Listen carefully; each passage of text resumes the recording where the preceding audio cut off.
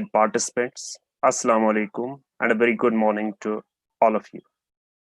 I, Dr. Suhaib Ahmed Band, founder, president, Academy of EcoScience, on behalf of myself and on behalf of the Academy of EcoScience, welcome you all to the maiden International Web Conference on Sustainable Environment and Agriculture, Technological Progressions and Transitions. I'm delighted to be with you to focus on sustainable environment and agriculture, the heart of the 2030 Agenda for Sustainable Development. Altering patterns of production and consumption is essential to reverse environmental degradation and combat climate change. So we must reach a common understanding of the environmental challenge we face and establish how to overcome these challenges, and then to sustain the economic and social development in our region. This is critical because our best efforts to achieve the 2030 agenda are falling short in our continent especially. United Nations Economic and Social Commission for Asia and the Pacific analysis shows that at the current rate of progress, only one sustainable development goal, which is universal education, is on track to be met. However, the environmental stewardship remains inadequate. The health of our forests is deteriorating. The land use pattern is changing. The agricultural lands are being converted into urban and commercial lands at an unprecedented speed. The rivers are being polluted. The natural resources are being exploited, and the oceans have deteriorated since the baseline in 2015, with more than 40% of the coral reefs and 60% of coastal mangroves lost. The protection of natural habitats has weakened, and our region has recorded net losses in natural forests. The current scenario speaks that we live in the most resource-intensive region in the world. In 2017, Asia Pacific accounted for 65% of global domestic material consumption. Rapid urbanization, expansion of manufacturing, and the consumption of an emerging middle class has led to an increasing in material demand. In 2016, over half of the countries in our region were classified as water insecure, and water scarce. Moving away from fossil fuels to reduce greenhouse gas emissions is a major challenge, not least because of the recent investments made in coal power stations. Estimates indicate that modern renewables will need to supply 35% of the region's energy consumption by 2030 to achieve energy sector emission reduction targets. But the percentage of renewables in the energy mix has declined from 23% in 1990 to 18% in 2014. And there is growing recognition that these problems can no longer wait. By increasing resource efficiency, by transitioning to a circular economy, where materials are reused, remanufactured, and recycled, more effective management of ecosystems, and concerted climate action is achievable. A circular economy is expected to generate material cost saving of $420 billion by 2025 in the consumer goods sector alone. This would contribute to reducing by half the emissions gap between current climate action commitments and efforts required by the Paris Agreement. However, the conscious environmental actions could make it real. On the other hand, sustainable agriculture has become a buzzword or a popular phrase for an environmentally sound, productive, economically viable, and socially desirable agriculture. Soil and water must be used effectively to minimize negative impacts on the environment and to ensure resilience to climate change, with the key goal of increasing production and enhancing livelihoods and reducing negative impacts on the environment. So there's a burning need for agricultural automation that involves the use of tools and machinery to improve the efficiency of human time and work without degrading soil quality and other production factors which affect sustainability, as it is directly linked to the environment and other socio-economic issues. Therefore, the future production process are expected to be complex in order to take on climate action. According the viewpoint involves reframing problems and using new methods to define and resolve key points of program interface. Regional cooperation between the stakeholders can help us to meet these challenges successfully.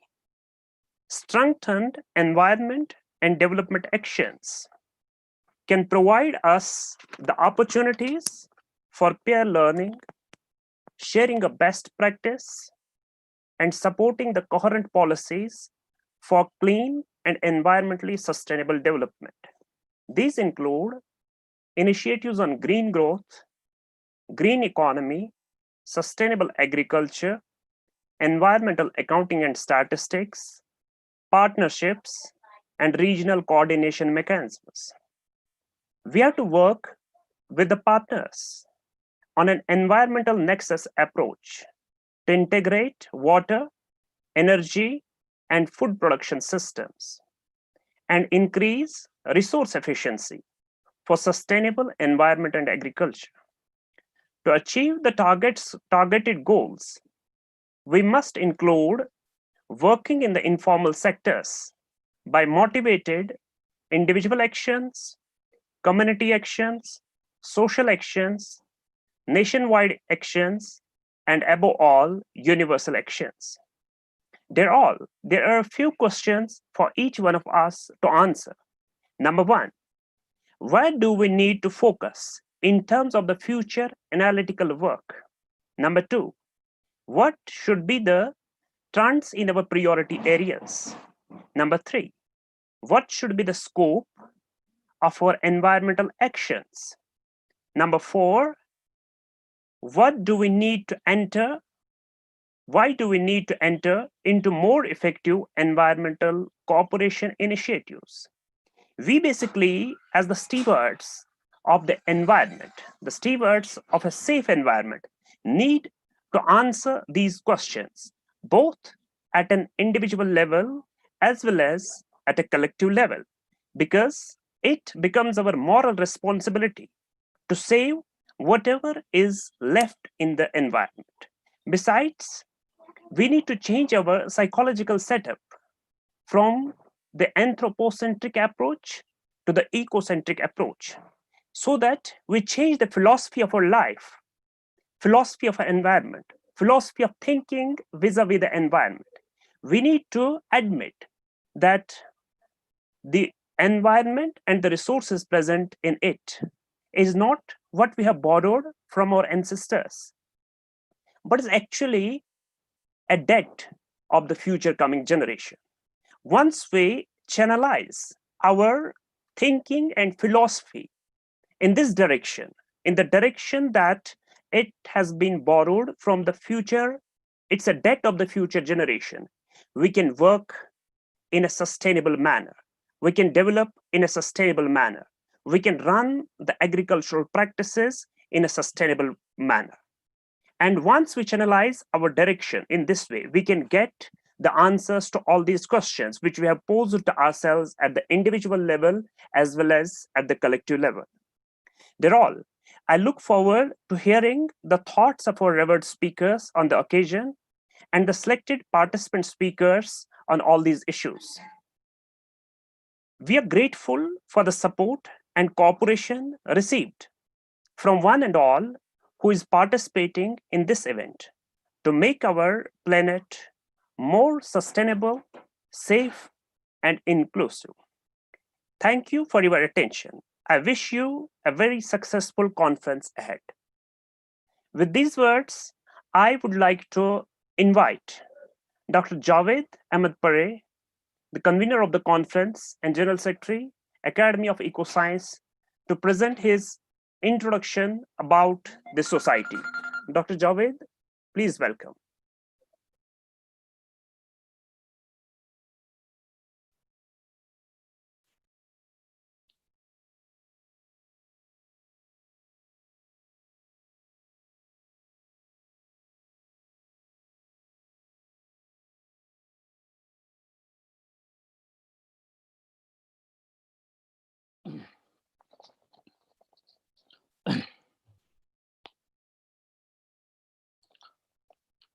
Hello, friends, and a good morning to all. I, Dr. Javed, convener and General Secretary of Academy of EcoScience, welcomes you to this event. As Dr. Suhaib has provided us the detailed panorama of the International Web Conference, a joint venture between Center for Environmental Science and Climate Resilient Agriculture, IARI New Delhi, and Academy of EcoScience.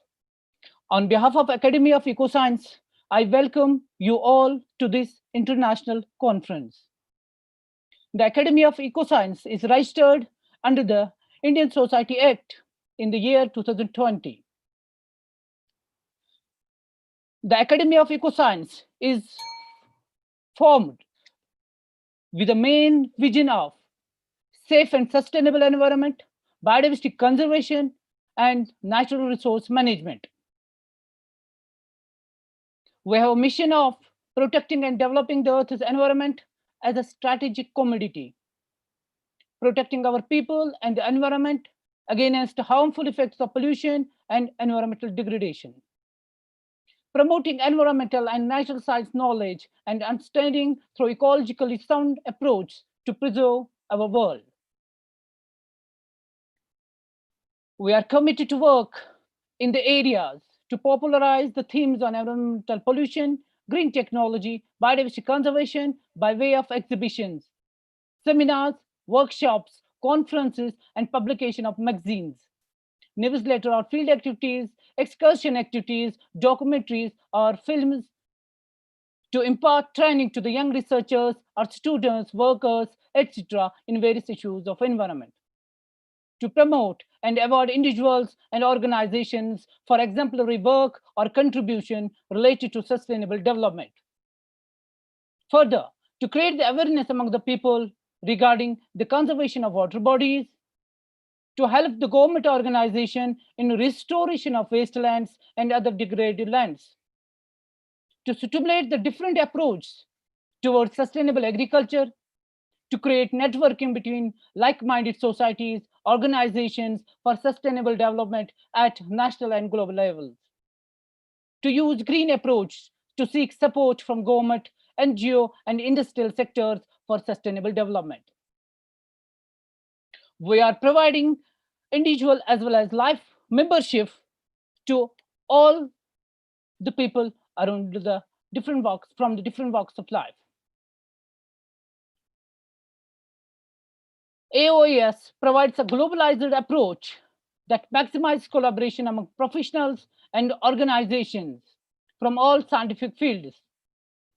The awards and the certificate of appreciation shall be provided to the persons for their significant contribution towards ecoscience, and further the discounts and other benefits for all upcoming events, conferences, seminars, and etc.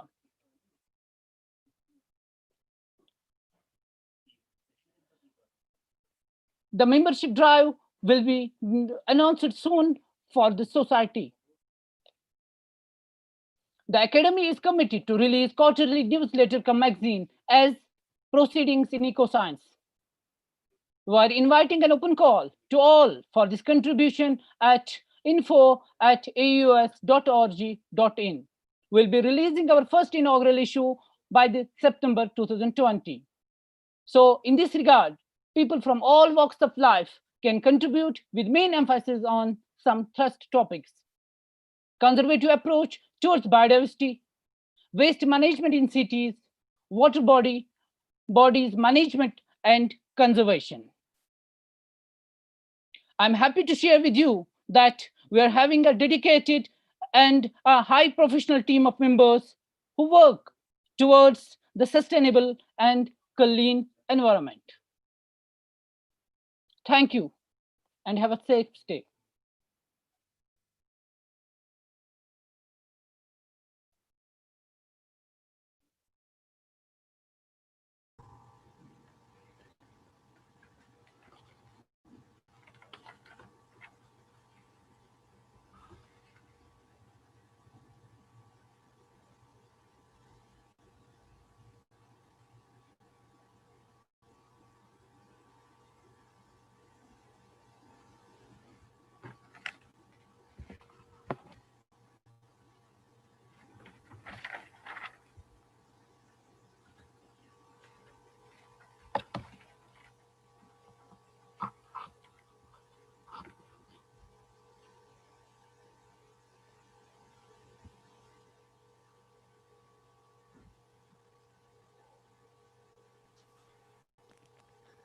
Thank you. This was Dr. Javed, who briefed us about the Academy of EcoScience, the way the Academy of EcoScience started and the way it works, and the objectives of Academy of EcoScience. They're all, we're supposed to have Dr. Shakil Ahmed Khan, Principal Scientist, IARI New Delhi with us, but due to certain exigencies, he couldn't make it to the meeting. I would like to invite Dr. Bashir Ahmed Lone, co-convener of the conference, to introduce our first plenary speaker, Dr. Dilfoza Agambar Devi. Please, Dr. Bashir, introduce our guest speaker. Thank you, Dr. Soeb. Good morning and assalamu alaikum to all of you, and welcome to One Day International Conference, Sustainable Environment and Agriculture Technical Progressions and Transitions. As all of you know, due to the present lockdown situation because of COVID-19 pandemics, throughout the globe, the research activities remain limited. Due to this unprecedented time, it is critically important that we continue to drive our research activities forward now perhaps more than ever. We cannot afford to delay the exchange of scientific information and ideas. Writing for this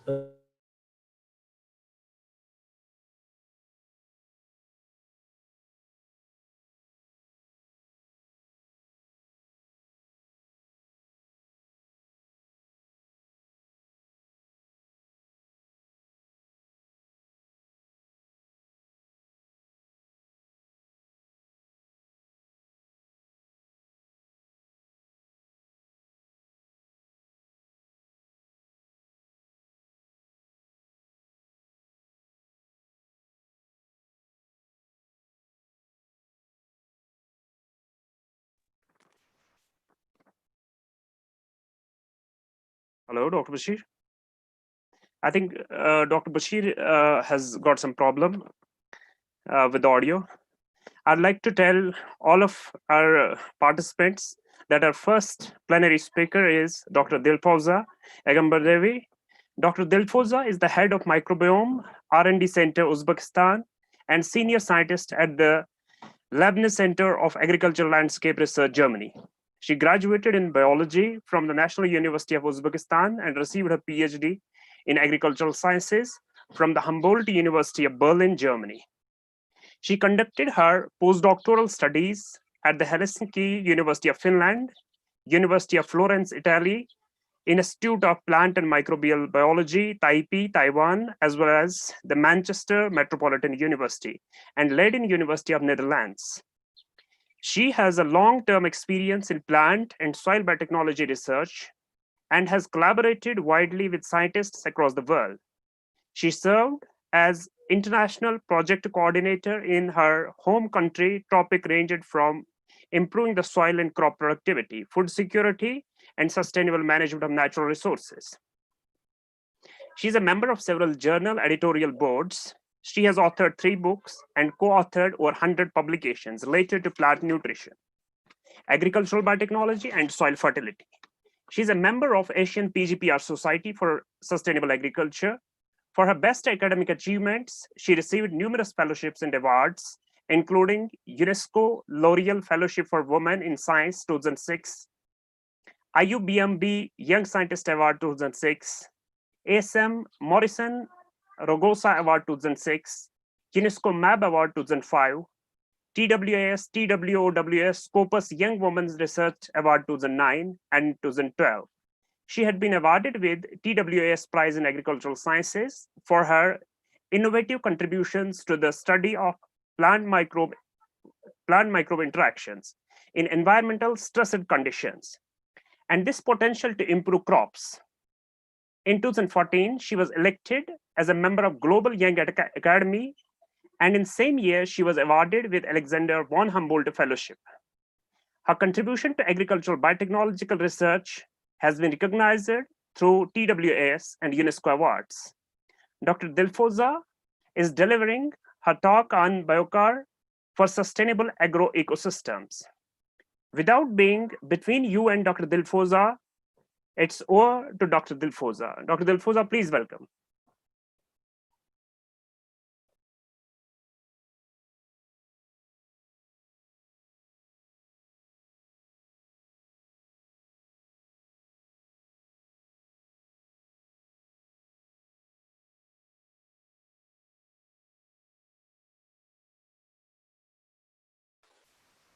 Okay, thank you. Good morning, everyone. Now I am about 2.5 hours back. I am in Finland at the moment. So I am very happy to join this webinar, and thank you very much for organizers for inviting me for a talk. So I have to share my slide, right? Javid, how I will share my slides then? Okay, now.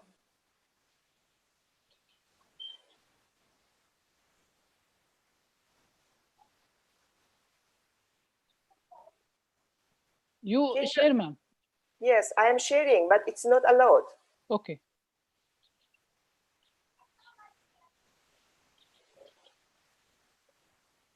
Okay, madam. Just wait a while. Now, yeah.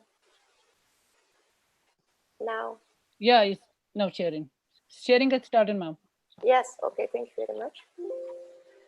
So, as we know, as other the organizers talk about agroecosystems and environmental protection. So today, actually, I am working in the plant microbe interactions and also the biofertilizers. But today, I decided to give a talk about biochar. It's advanced technology, and I will talk about how it's the several questions will be answered. That is biochar useful for agricultural production when we are producing organic agriculture or eco-friendly foods, and how we use it in different conditions, which is faced with abiotic stresses. So if you see that agriculture and food security is very now, especially in COVID-19, we face different challenges. And up to now, presently, 2.6 billion people depends directly on agriculture. And we know that about more than 50% land is degraded, which is used for agriculture.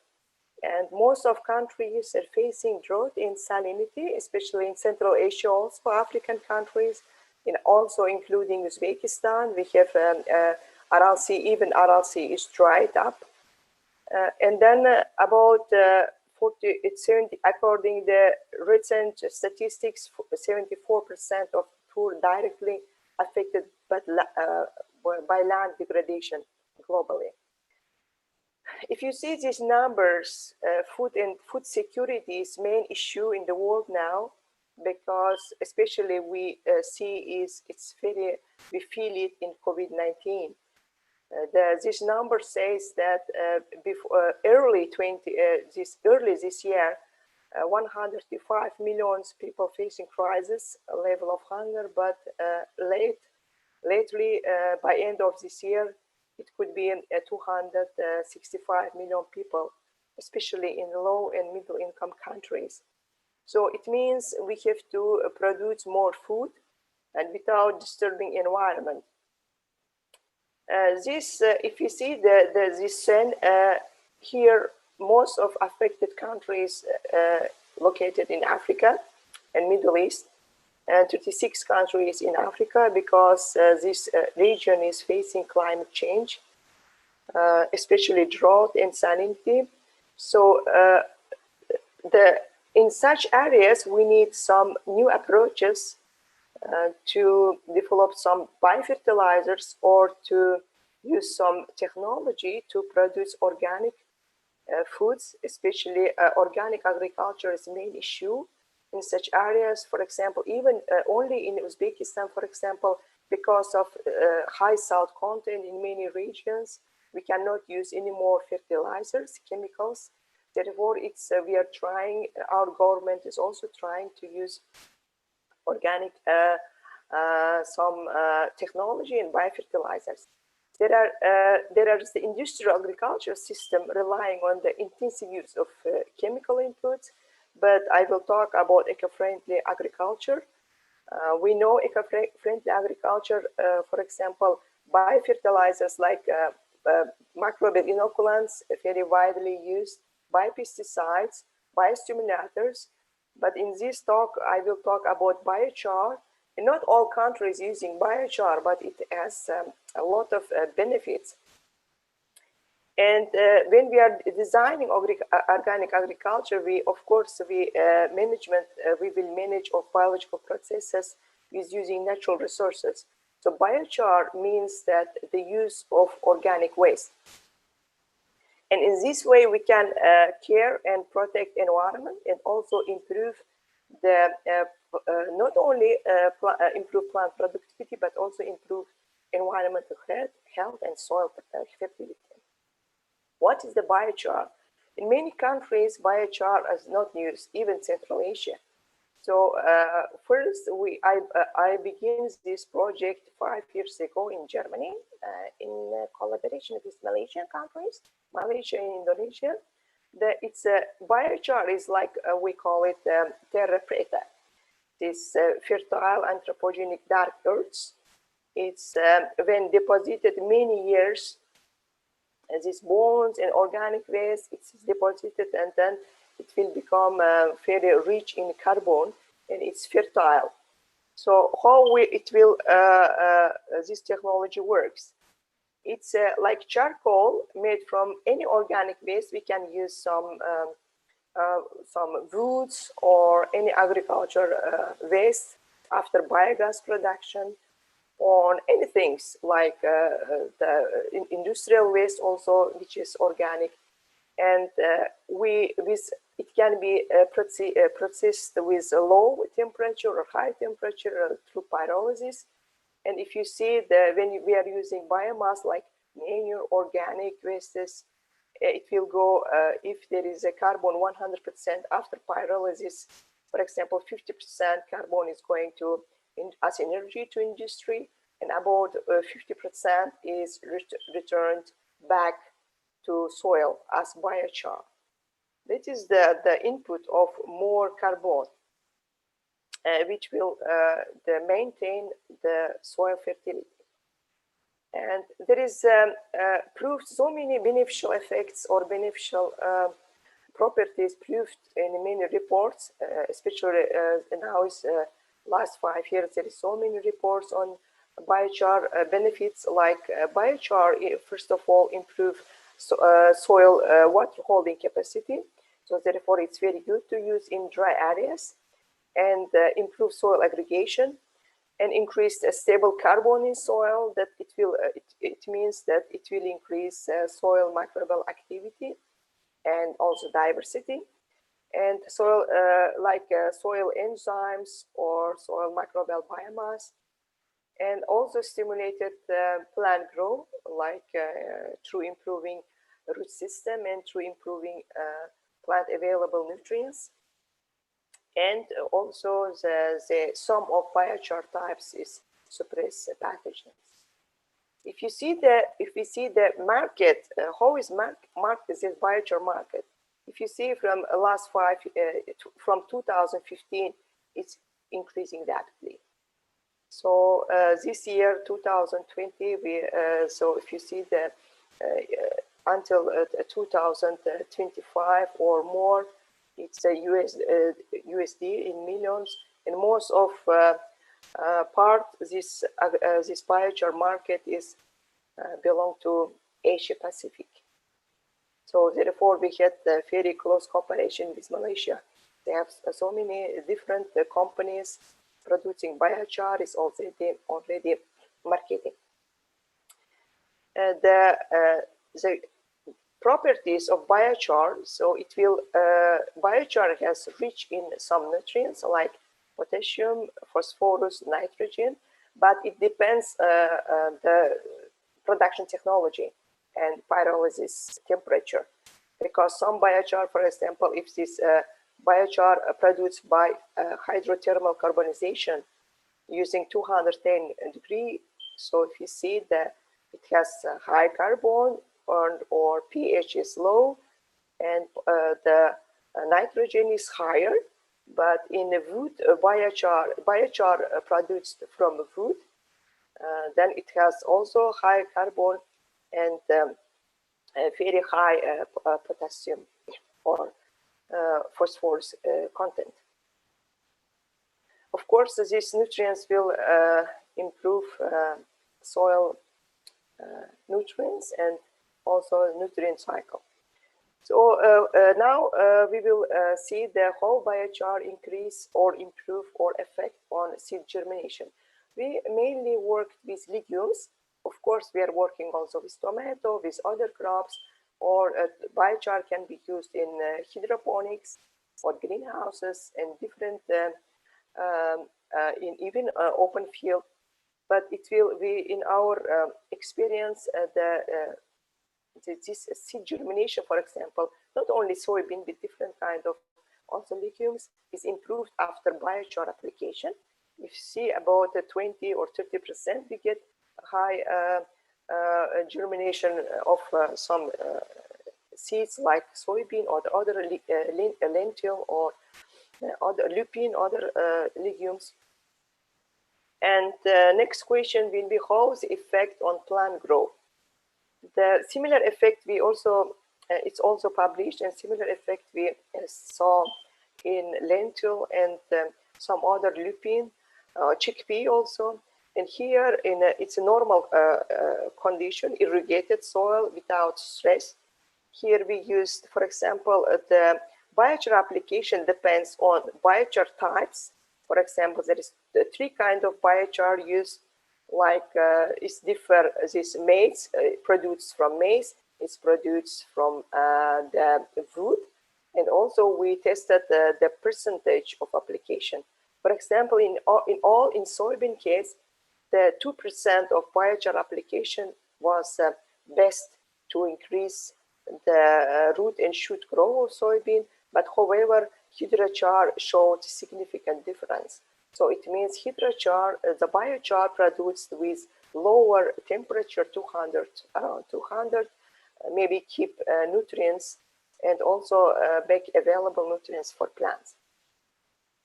Next question is the drought conditions. So our question was is biochar, can biochar improve the plant growth under drought or compared to irrigated conditions? So can we use the biochar under drought conditions? So if you see here, we also used here 2 types biochar, like from wood and from the maize. And if you see here, irrigated conditions, and here is drought conditions, shoot and root growth of chickpea, the significant difference compared to control we saw in the under drought conditions. And also this is plant growth and especially root systems. In the root systems, and nodulation is, compared to control, nodulation is high after biochar application. So it means that the biochar is, can be used under drought condition, and benefit is much higher under drought condition to compare normal irrigated condition. So it's very good technology to use it because of its properties, like its water holding capacity, is maintaining soil moisture.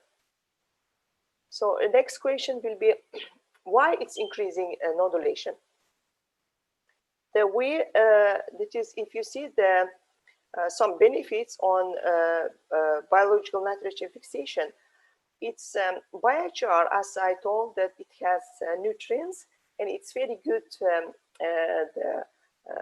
the niche for bacteria. They for nutrients, they can colonize, they can survive inside the biochar, and therefore its rhizobium survival will be higher in the biochar pores, and it will form nodules, and of course through that increasing nodulation, and also it will increase nitrogen fixation. If you see that here, for example, we also tested the survival of rhizobia in biochar pores. If you see that they are hiding inside the pores, it means that when we are applying, even for example, bacterial inoculants, if we are using this biochar as substrate, we are mixing this rhizobia with other PGPR inoculant. So when we are applying under drought conditions, so biochar will protect the microbes longer term. And then after, when plants or seed is, when first root system is, root will begin to grow, the bacteria can colonize and survive in the root system. It is one of the mechanisms of the biochar improve nodule number and colonization of the bacteria in the root system. Here we also saw the, if biochar is also can be applied in the salt-affected lands. We use salt-tolerant plant like licorice. It's also a legume. It's widely grown in salt-affected lands. So if you see here also shoot and root system, the non-saline normal condition, and it's abiotic stress condition like salt affected. So if you see here, we used, again, we used 2, 4, 6% biochar. If you compare with control plants, biochar is increasing the plant growth. It means that this biochar also can, for example, as I showed you, the pH of biochar is lower in this the type of biochar. So it means it can be maintain some adequate environment for microbes or root system to mitigate salt stress in the soil. If you see here, we screened this licorice, the root system architecture. This control, if we compare this control non-saline condition, so if you see 2 and 4% is increasing root architecture root system, it means the root of plant is getting more nutrients from the soil or in the hydroponic system. And here is control under salt stress. Also, the biochar increase root system under salt stress through, for example, keeping or maintaining more microbial survival, or giving more nutrients in the media that plant root can get more nutrients, and the root system will stimulate. And here we see that, but we have to also give attention that some biochar types is effect on some plant pathogens. For example, in our case, the 3 kinds of biochar used to see the effect of biochar on the lupin. If we saw that this biochar, like produced from root with using 600-degree temperature, is increasing disease incidence. So then this hydrochar is decreasing the disease incidence. So in this, we conclude that when we are using biochar or producing biochar, it's very important to check their effect on plant growth and plant pathogens in the soil or disease incidence. And also, we used field experiments in the loamy sand soil. We wanted to see if very big field areas can be use biochar, and do we see the effect or not? Because previous experiments was done in greenhouse experiments. So field location was in Germany, and biochar was applied 10 tons per hectare, and we used again inoculation rhizobia and control without rhizobal inoculation. The field trials was conducted in April through October with soybean. If you see here, for example, plant dry weight is increased in irrigated and under drought condition. But however, the drought condition, biochar showed significant difference with control, and also yield increased under drought condition. It means that under the irrigated conditions already is good for plant growth. So it means biochar has a more benefit in under drought condition, because we saw that to even the plant biomass also the yield increased only under drought condition. And here you see control in the biochar applied plants. As I showed the previous slides, that biochar increase nodulation, the colonization of rhizobia in the root system. So it means when we are mixing the soil with biochar and applying the bacteria rhizobal inoculants, so biochar can maintain and protect and to keep survival of the rhizobia, and then this rhizobia can result more nodulation, and also it resulted in good plant biomass and yield. Here I show you the nodule number per plant in the field condition. This control of biochar is the nodulation is increased. Also in the rain-fed under drought condition, also we see the slight increase of nodule numbers. But however, legumoglobin content was not changed.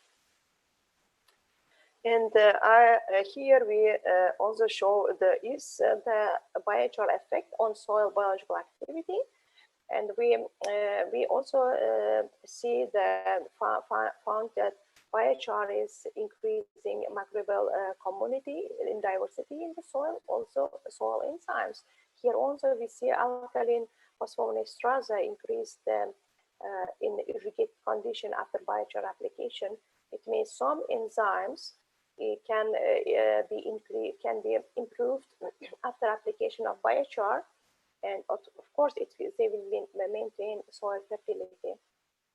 Then we try to study the mechanism of action. For example, how biochar increase the root system and also the soil fertility. Here we study with soybean. After biochar application in pot to compare with control soil, if you see the biochar increase microbial diversity.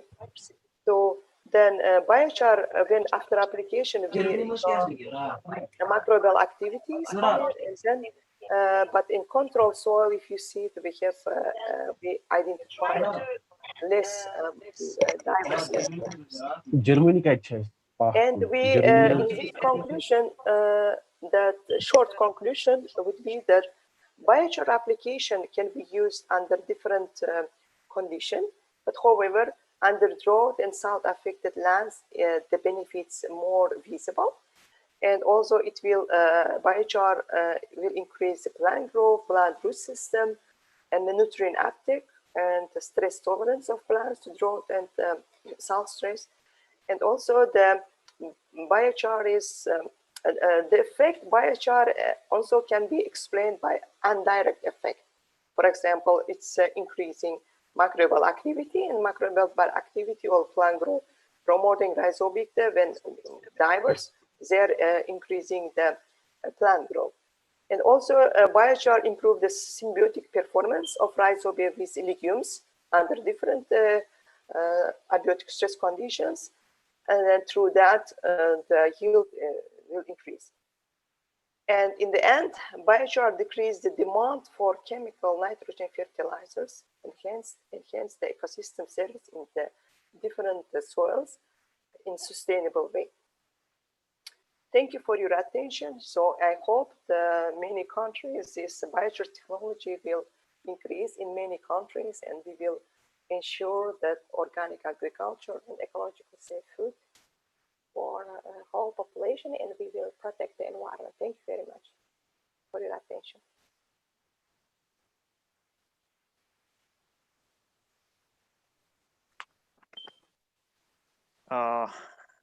That was Dr. Dilfuza. Biochar is like a single drug for multiple environmental ailments. That was Dr. Dilfuza. Dr. Dilfuza, thank you for the thought-provoking and inciting talk regarding the Biochar technology. Dr. Dilfuza, we have a few questions from the participants. Yes, please. And number one question is, how can we raise the endangered species of plants using the biochar technology? Again, sorry. Number one question is, how can we raise the endangered species using biochar technology? Yes, we are, we begin this work because especially in Uzbekistan. In Uzbekistan, we are using is for medicinal plants. So the biochar applied directly to the soil, even wild or in the forest. For example, as you know, it depends on the bio-waste. For example, Uzbekistan is producing about 1 or 2 million tons cotton. So we have huge amount of cotton the waste after collecting cotton. Then when we are using, for example, some part for biochar and applying for example, for land remediation, and also especially for medicinal plants, we have a lot. So we saw that the biochar, when applied directly to the land or in the forest, or it is some mountain area, after rain, after, for example, winter, it affects a lot.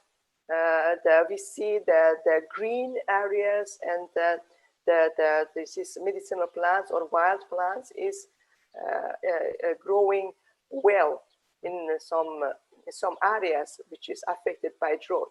It means that the dry areas, where wild plants or medicinal plants grow, after biochar application, probably the biochar is maintained mainly this water holding capacity of the soil that affect or giving more nutrients because its soil is very poor. So in that way, it can increase. So it works. Okay, thank you very much.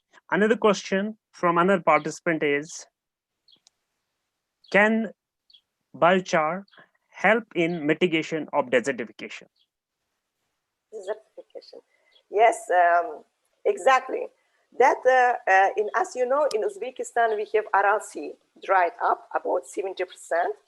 And we have very big area of the desert, salt desert, because dried area, salt desert. It's from wind, is a lot of salt is moving with wind around the villages. So then only the technology we are using there, because it's very high salt, so we cannot use chemicals, and plant doesn't grow itself. So we are using this some biochar in the big pots, and the plant is growing, and then we are planting them to these areas, very high salt areas. It's mostly we are using salt tolerant plants, and it works. Now we have very small plantations, and the land, this abandoned land, is salt desert, is getting more green using these halophytes. But halophytes, when we are of course planting, it doesn't grow itself. So biochar is helping. The main properties, as I told, that we are, after giving these nutrients to the soil or to this root system, and also maintaining the soil water holding capacity. In Uzbekistan, this experiment is going, it works. We are having first good results since 2 years. Okay, thank you. The third question is like, is biochar a promising alternative to organic manures from the perspective of economics and environmental aspects? If we consider the pandemic, you know, last webinar I have given talk from where is coming the viruses and pathogens. So that is a good question, how to save environment. In maybe some years ago, we have published one paper article in environmental macrobiology. You know, it's very interesting. The results was it's not good results, but very interesting, because we collected, we have studied diversity of root system of the wheat grown in salt affected lands. So we saw that around identified plants, around 50% is potential human pathogens. So then the question will be, question was from where these pathogens came into plant in agricultural land. This is the reason, probably that is manure, because manure is, you know, when animals are sick, or this pathogen can, through manure can spread to agriculture through irrigation. When we are in Uzbekistan, we are applying manure directly, so without the biochar production. So through manure, these pathogens from sick animals can go through irrigation. And of course, in dry area, salt affected area, the plant root is very good niche, full of nutrients. So these pathogens established, like Staphylococcus we found, Pseudomonas aeruginosa, Bacillus cereus, some other alkaligenous pathogens. Then after that, they will colonize in the root system. This is the one of the pathogen outbreak even in vegetables. That is also this issue is rising. So therefore, now when we are giving recommendations, it's very useful and very important to, for example, to use manure not directly, but through biochar, heating in some degree temperature, and it becomes biochar, and then after we are applying for field. Then this we will ensure that the biofertilizer is going without this pathogen spread. That is one point. Did I answer these questions? Yeah, thank you. Thank you for the detailed answer. There's one last question for you. Yeah. Was the scope of biochar technology as an agro-waste management option? In developing countries, yes, especially developing countries, because only in Central Asia, when all this, in autumn especially, so many woods, everything is burning. We burn and we are using in household for energy or something, and it will, of course, pollute the environment. And when we are using this all bio-waste, not burning them or in open air, just producing biochar, and of course, then when we reuse for agriculture, again, we put this organic waste again into soil.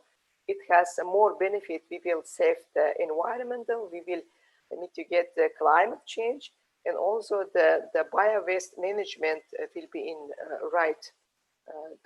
We will establish this agro-waste system in right way.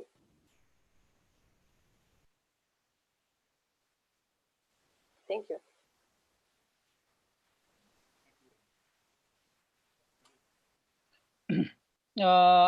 Thank you so much, madam.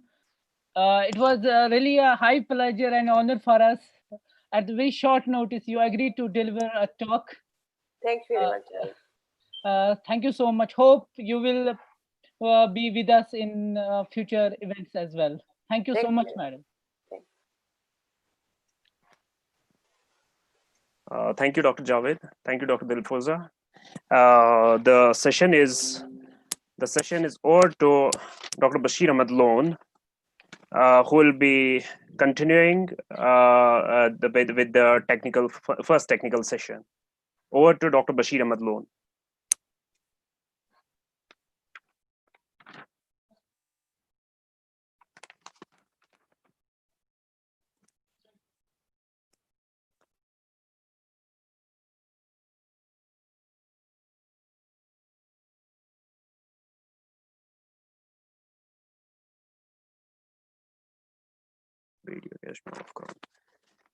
Hello, everyone. I think Dr. Bashir Ahmed Lone has some technical issues with the network. So I'll be continuing with the first technical session. And in first technical session, we do have 5 presentations. All the participants, each of the speakers will be provided 10 minutes, 7 minutes for presentation, and 3 minutes for the question answer session. So in this, I would like to request Toba Okutan to start her presentation. We'll be sharing her presentation from our side. Toba Okutan, please welcome.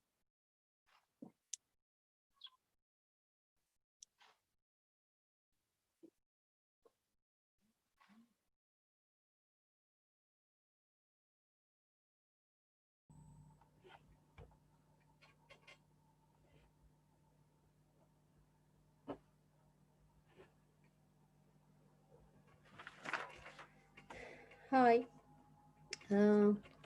Firstly, Turkey in early morning hours, so it's not for everyone. I'm Tuba Okutan. I master students Department of Biology and Turkey. I will make the advantages shoot regeneration of kiwi in vitro environment. Okay. Kiwi is fruit with high yield per unit area and high export potential. Vegetative propagation and production of kiwi with culture more advanced than classic methods.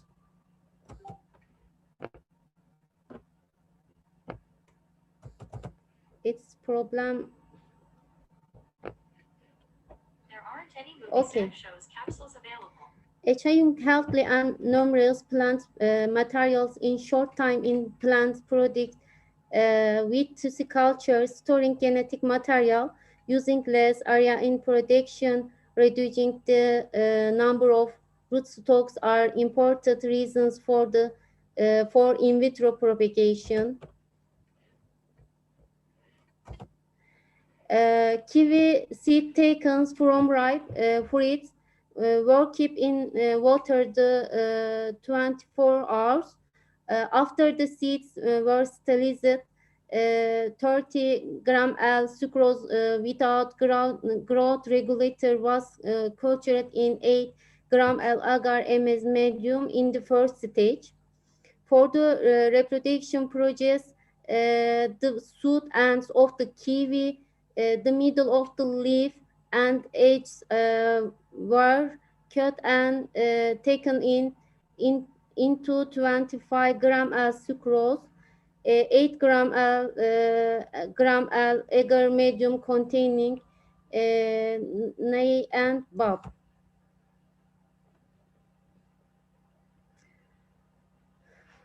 No callus formation was observed in the Magantes where leaf type and edges were medium is MS containing 0.78 milligram and 2.5 milligram L-BOP. Some leaf fragments turned white before going to callus. Callus formation was observed in the magenta where shoots ends were medium. Callus formation was observed in the magenta where the shoot type, leaf type, and edges were medium in MS containing 0.25 milligram L and 1.5 milligram L BOB.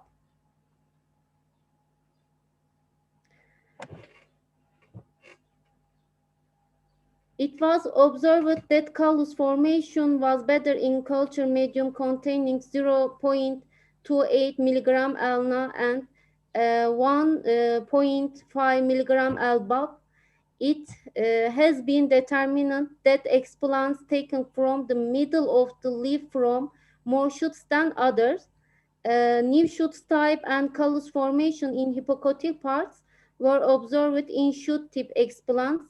In addition to hormones used in the culture medium, the type of explant also significantly affect the formation of shoots. Okay, thank you for listening to me. Thank you very much, Toba. The presentation was the adventitious shoot regeneration of the kiwi in vitro environments. So it was a nice presentation. The results were very much clear, and I think this presentation was having a good results. So I would like to request now the second presenter, that is this Shabir Ahmed Zargar. So Shabir Ahmed Zargar is delivering this talk on the genome editing, a way forward for the sustainable agriculture. Please, Shabir Ahmed Zargar.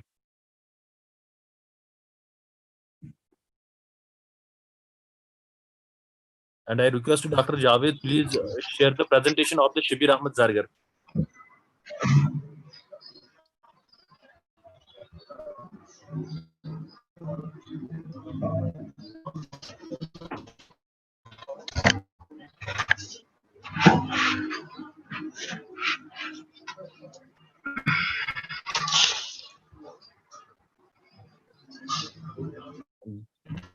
Mr. Shabir,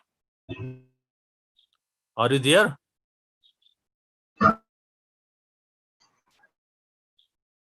Sir? Mr. Shabir. Please. Dr. Bashir, I have a request. I think Dr. Shabir has some problem with some poor connection. internet connectivity. So you can please request the third participant till he. We will request the another participant, that is the Ishfaqur Rahman, who is talking about the use of genomics. Yes, sir. Ishfaqur Rahman. Yes, sir, I am here. So please go ahead. Yes, sir. Sir, esteemed resource persons, organizers, friends, colleagues, other participants, a very healthy good morning, good afternoon, and good evening to all of you. Myself, Ishfaqur Rahman, I am presently working as a junior research fellow in Department of Botany, University of Kashmir. So the thing first is here, why we are talking about the sustainable agriculture. If we will see, for decades, we have produced the bulk of our food through the industrial agriculture. The industrial agriculture means dominated by large farm growing the same crops year after year, using enormous of chemicals, fertilizers, pesticides that damage the soil, water, air, and the climate. But the system is not built to last because it squanders and degrades the resource that it depends upon. But over the time, the growing number of scientists and the farmers, they are adopting a different path that's known as the sustainable agriculture. It is sustainable environmentally, economically, and socially. If we will see, agriculture, it has enormous footprints on the environment, like climate change, water scarcity, land degradation. if we will see, so sustainable agriculture is the need of our there are different, if we will see here, they are mentioned, it's estimated that by 2020, to achieve the target production of 321 million tons of food grain, the requirement of nutrient, it will be 28.8 million tons. So while their availability will be only 21.6 million tons, if we will see, there is about a 7 million ton of deficit. So it means if we want to feed our population, then we need to bridge the gap.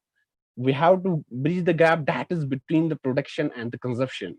So we have different techniques that we can adopt to meet the consumption need population and cope extreme events like prolonged droughts, intense rain and flooding, heat wave, and food damage. So in this context, that is the genome editing, we have a number of tools that we can use to modify the genome so we can feed our population. The tools that we can use are Talinus, Zarafan, CRISPR-Cas technique, meganucleases, homoendonucleases. So here a bit about the Talinus. It is a genomic tool. It is actually a transcription activator like effector nuclease, a class of engineered nuclease that can be used for the gene editing. So these proteins are derived from Xanthomonas bacteria. It enables the editing of the genome in specific location. Like we have zinc finger nuclease, that is another tool. It is the tool DNA binding that facilitates the target editing of the genome by creating double stranded breaks in the DNA user's specific location. Similarly, we have meganucleases, but the important one, the tool that we are using, it is the CRISPR-Cas. It is a quite emerging technique. Why it is being favored? Because it is a very simple and powerful tool for editing genomes. It allows researchers to easily alter DNA sequence and modify the gene function. CRISPR, actually, it is the cluster of regularly interspaced short palindromic repeats. It has been used over a number of times, but the work is still under, we can see, the process. Suppose the improvement of domestication trait in Physalis spuriosa. It's a ground cherry tomato. The work has been done by Lemon in USA. So research is complete and the product is about to get the market update. And in button mushroom, if we'll see, in button mushroom, there is a problem that it shows the browning. So, however, a small deletion targeting in the polyphenol oxidase has been done by the CRISPR case to prevent this immediate browning. So, similarly, suppose we have a number of patients who have celiac disease, and these actually patients, they are very sensitive to gluten that's present in the wheat, and through CRISPR-Cas we can erase the gluten so that the diseased persons, they can enjoy the wheat. So now the thing is, yes, actually, the sustainable agriculture, in which there are a number of methods through which we can adopt it. Like we can use agroforestry, we can do crop rotation, we can do drip irrigation, we have a natural pest management through which we can do sustainable agriculture. But this is the one attribute, that is the biotechnology, which can also contribute to sustainable agriculture, in which I have mentioned some few more tools that can help us. Similarly, if we will see the BT carton, its production has been increased because it has become resistant to pesticides. Similarly, we have GM mustard, in which the three genes have been inserted like Barnes, Buster, and the Bar. So from Bacillus amyloliquefaciens, the genes have been inserted into it. Because if we will see per year, we are importing the edible oil cost us about 60,000 crores. So if we will motto of this year is to increase the yield of domestic varieties so that we can cut the import and allocate the resources that we are otherwise investing on the import of the oils. If we will allocate the resources to any other important issue which is burning in the country, so this can help us in sustainability. Thank you, sir. Thank you very much. Thank you very much, Ishfaqur Rahman. So this is the need of our need of the time, that the population throughout the globe that is increasing enormously, and we are also having a big problem, that is the food grain availability to this huge population. So by using the genomics and the genetically improved traits, we can also improve our this methods. As Ishfaqur Rahman has this also mentioned the some techniques by which we can improve our this, that is a talons, ZF, NS, crisps, so on and so forth. So he also discussed about the this biotechnologically modified crops. No doubt there are so many critics or so many this thoughts of a school which say there are so many issues over there. So thank you very much. Now we are having another presenter. So that is Aisha Dev.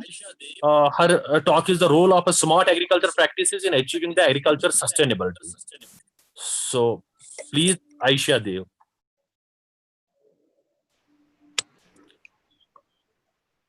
Hello. Ji. Hello, please. sir, am I audible? Yeah. Sir, do I have to share my presentation or you will share it? Dr. Javed will share. Dr. Javed, please share the presentation of the Aisha Dev. Aisha, you are having 10 minutes to complete your presentation. Yes, sir, I will take care of the time, sir. Okay. Just try to concentrate on your results and the methodology only. Okay, sir, okay. Thank you. Assalamu alaikum, everybody. My name is Aisha Dev and I'm the scholar of PhD scholar from the Department of Geography. The topic of my presentation is role of smart agricultural practices in achieving agricultural sustainability. Second slide, please. Yeah. So as you can see, the picture says it all. If we take care of the earth will take care of us because it nourishes us. So sustainability is the need of the hour. Next slide, please. Yeah. As you can see that there are some facts of confusion, and these facts are leading to the picture, which is just adjacent to the facts. I mean, you can see the boys with their rib cages coming out of hunger. You know, the Millennium Development Goal number 1 aimed to have the proportion of people who suffer from hunger between 1919 and 2015, or the Sustainable Development Goal number 2, that is zero hunger by 2030, appear to be beyond reach. 8.9 million of the world population still live in hunger. That is 690 million people. And if the trend continues, 8.9 million, 9.8% of the global population, according to the UN estimates, will suffer. And that is about 840 million. The problem is more regional. That is a majority of the hunger shock are concentrated within the South Asia and sub-African countries, and these regions have been identified as climate change hotspots. So as you can see that this region is densely populated, and also these regions are the regions of low agricultural productivity. So could you please move to the next slide?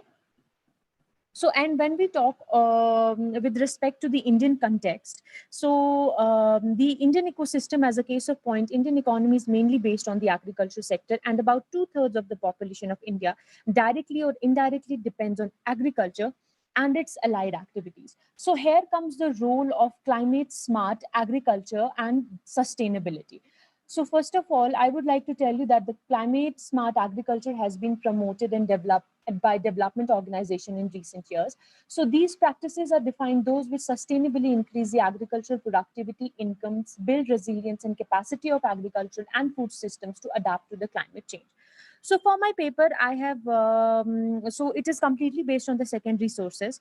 So web sciences, electronic databases, and other JSTOR and other online sources were used for the study. Next slide, please. I'm sorry, I'm really just hushing it up because of the time constraint. Next slide, please. Excuse me. I want to interrupt you. You have all the time. You can take it. Okay. Sorry. Yeah. So next slide, please. Okay. So now we'll study the impact of smart agricultural practices on agriculture. You know, small landholders can implement a range of climate smart agricultural practices and technology to minimize the adverse effect of climate change and variability. So to support this, there was a study done in 2016 by Khatri and Chetri, and they stated that the Indo-Gangetic plains of India showed the combination of improved seeds with zero tillage and laser leveling technology can further improve crop yields as well as net returns. And to support this, Anil Kumar et al. In 2018, while conducting a study in the state of Haryana, said that farmers with a high awareness level of smart agricultural practices and climate variability helped them in increased farm income by escaping droughts. It also helped in sustaining soil health as compared to the ones with low awareness level. And when we talk of drought and when we talk of sustaining soil, these all are the parts of smart agricultural practices. So in Bihar, the potential impact of the adoption of climate smart agricultural practices in the form of conservation agriculture and improved livestock husbandry and environmental shocks on household potential food availability indicated that compared to livestock interventions, conservation agriculture may hold considerable potential to boost household potential food availability, though primarily for wealthier and medium-scale cereal farmers. You see technological innovations, and now comes the role of geospatial technology. So they helped in creating dynamic and competitive. Could you please change the slide? Yeah. So dynamic and competitive agriculture, which is protective of the environment and capable of providing excellent nutrition to the people. Marble et al. In 1983 said that remote sensing provides effective support in terms of relevant, reliable, and timely information, which is very important when it comes to agriculture. So while natural inputs in farming cannot be controlled, they can be better understood and managed with GIS applications. By interfacing remote sensing with GIS, different management scenarios could be generated, which could help the planners assess the feasibility of various alternatives before selecting the one that would be most suitable. Use of geographic information system substantially helped in effective crop yield estimates, soil amendment analysis, and erosion identification and remediation. More accurate and reliable crop estimates help reduce uncertainty, which is very, very important for farmers in context to the Indian agriculture. So land use and land cover attributes in a watershed directly influence water-driven erosion. Knowledge of these parameters play an important role in ranking erosion potential and in prioritizing the developing sustainable watershed and agricultural management practices.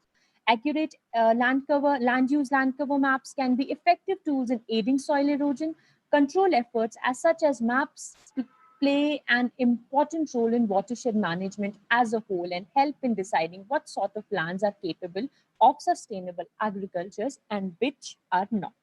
So could you please move to the next slide? Yes, so this is the conclusion. As you can see, the picture sums it all.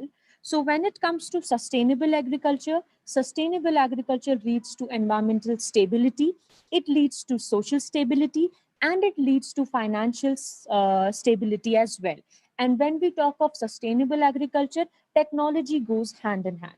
As sustainable agriculture production depends on the judicious use of natural resources in acceptable technology management under the prevailing socio-economic infrastructure of any given region. Technological innovations and geospatial technology help in creating dynamic and competitive agriculture, which is protective of the environment and capable of providing excellent nutrition to the people. The use of smart agricultural practices will enable farmers to get a fair price of their production and can help in understanding the ease of doing business, that is the financial stability. Thank you very much. Thank you very much, Aisha. Dave. So, role of smart agricultural practices in achieving the agriculture sustainability. As you rightly said in your introduction, that there are so many reports. The farmers which are using the smart techniques, agricultural techniques, they are having a very good productivity, and as well as use of the some other geographical information. The systems that may also help in crop yield. Increase in the crop yield, and that may also help in the soil erosion and so on and so forth. So basically, we are having some questions in the chat box regarding each and every presenter. So that will be discussed later on. So thank you very much, Aisha. So thank you so much, sir. We are having our new presenter, that is Cardal Prashant is our this next presenter. He might be discussing about the plant phenomics technologies and nexus approach in the management of abiotic stresses for the crop modeling. Welcome, Dr. Prashant. Yes, sir. Thank you. Thank you, sir. I'm audible, sir? The presentation. You are audible. You are audible. I'm audible, sir? Yeah, you are audible. Yeah. Sir, please share the screen, sir. We are sharing. Okay, go ahead. I'm a Prashant from VNMKV Parbhani, Maharashtra. I'm a PhD scholar. Today here going to present a topic, plant phenomics technology, a nexus approach in management of abiotic stresses for crop modeling. Next slide, please, sir. Next, sir.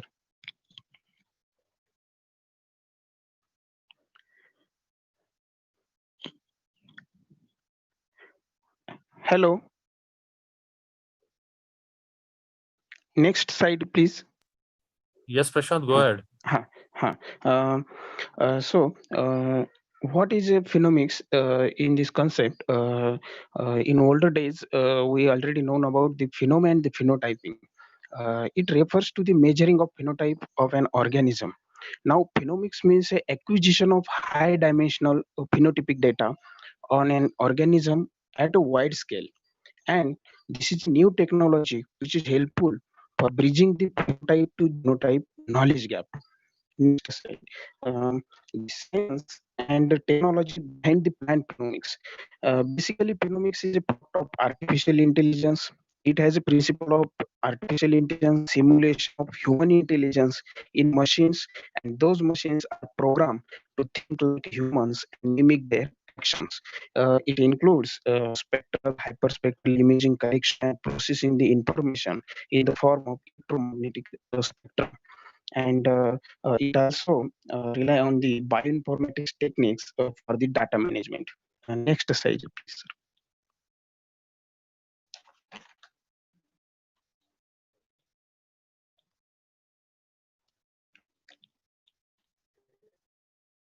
Sir, next slide. In this slide, you will get the idea what I am actually going to tell you. Physiological phenotyping at older time, and now a newer phenomics. Before 15 years ago, old time, we all have Nokia 1100 mobile. This handset having a pictures only like a calling, SMS, and one snake game. But nowadays, before 6 to 8 years ago, we got the Android phones with a large number of features like call, messages, number of games, videos, WhatsApp, Facebook, movies, Twitter, cameras, email, and all other. So, same phenomenon of technology included in plant phenomics for the agriculture. With a one instrument, we can get a large number of characters or the traits while studying the phenotypic. Then nowadays, population increase day by day. To fulfill the food need, there is need of next generation scientific tools like omic technologies, metagenomics, proteomics, transcriptomics, genomics. But for these all the omics technology, phenomics is the base, and this is the importance of phenomics technology. Next slide, sir. Uh, there are basically two type of high throughput plant phenotyping: control condition phenotyping and field phenotyping. In field phenotyping, again it is divided in two types: ground based vehicles, and secondly unmanned aerial vehicles like drones and other geospatial airborne vehicles. Next slide, sir.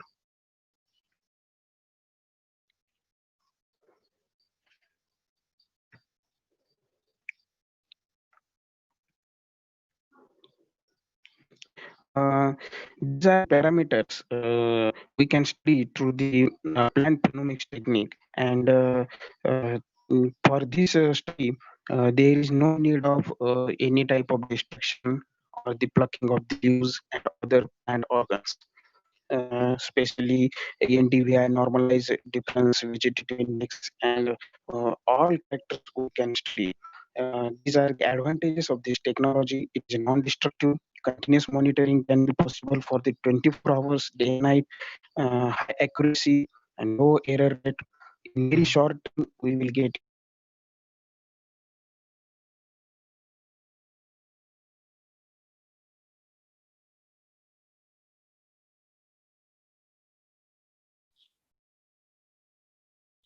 Hello,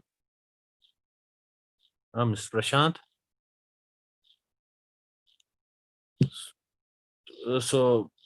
I think he might lost the connectivity with us. So he is near to a conclusion. Thank you very much, Mr. Prashant. Sir, hello, sir. Sir, sir. Go ahead, go ahead. Sir, sir. Please, next to advance. Next.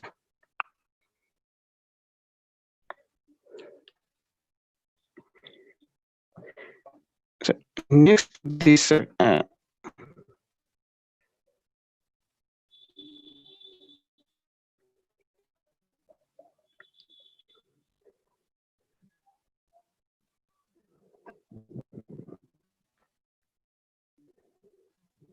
Prashant, this one or the next slide? After advantages slide, sir. This is after advantages. Next. This is after advantages. Okay. Next is a root phenotyping. While we are studying on climate change aspect like drought and high temperature stresses, root phenotyping is very necessary to study. There are different techniques related to root phenotyping under the phenomics technology. It is a next generation plant physiological tool like a mini rhizotron, non-soil techniques, and X-ray computed tomography also included in this. And here in the aerial vehicles, unmanned aerial vehicles like phenomics, blimps, also like structures, aeroplane-like design, and it is helpful to screen large number of plant population. It is also referred as a field analyzer type activity.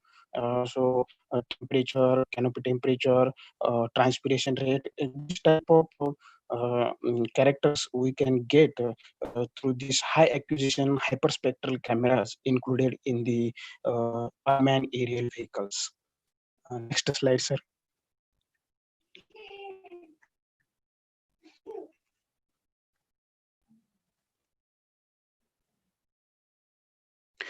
Finally, at the conclusion, the ever increasing capacity of next generation phenotyping platforms will assist researchers to deepen their knowledge on the plant stress responses.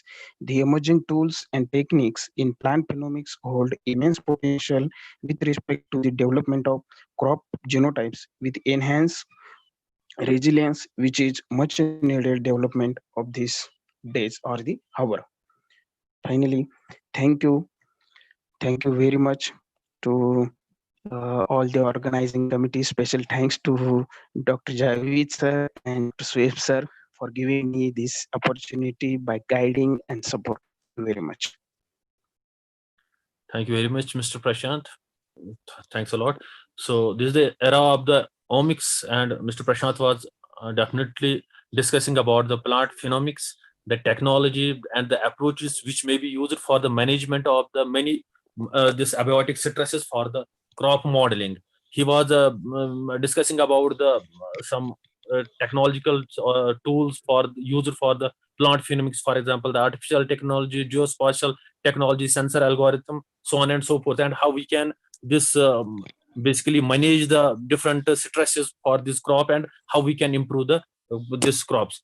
Thank you very much, Prashant. Now we are having our this last but not least presenter, that is Shabir Ahmad Zargar. He is talking about the genome editing, a way forward for the sustainable agriculture. Mr. Shabir?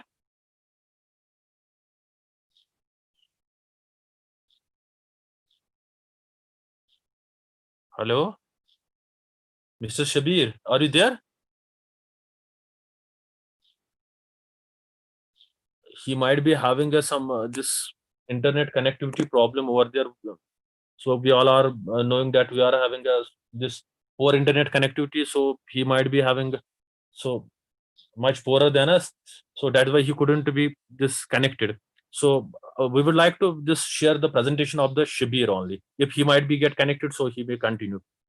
So Dr. Javed, please share the presentation of Shabir.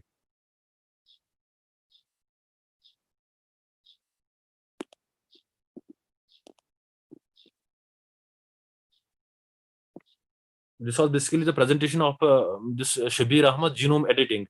He is the research scholar of Department of Botany, University of Kashmir. So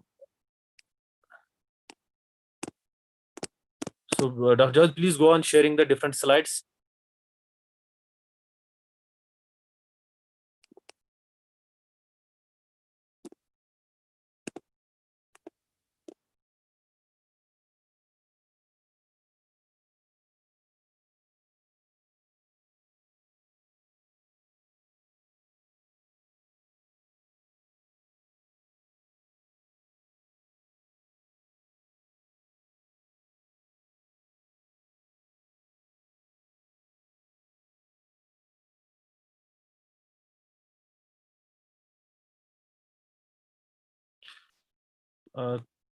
Thank you very much.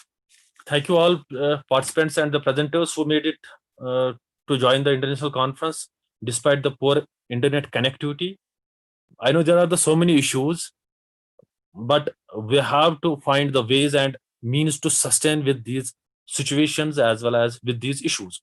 So this conference basically shares an insight into the recent research and cutting edge technologies which so many of these presenters have basically presented over there, which gains the immense interest with the colossal and the exuberant presence of young and brilliant researchers and talented this.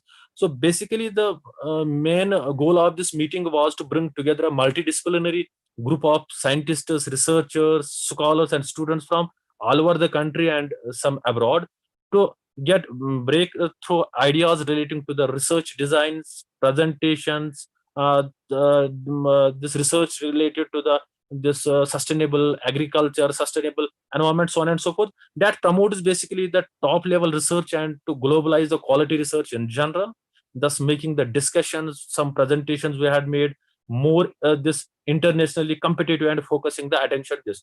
So dear participants, we had received about the so we had received about more than 100 this abstracts for this very much conference. So having some time limits only, we are having this is the 1 day conference and we are having only one platform where we can share only the few presentations only. So our reviewers have just selected only the few presentations or the few abstracts so that they may be presented in a very short time over here.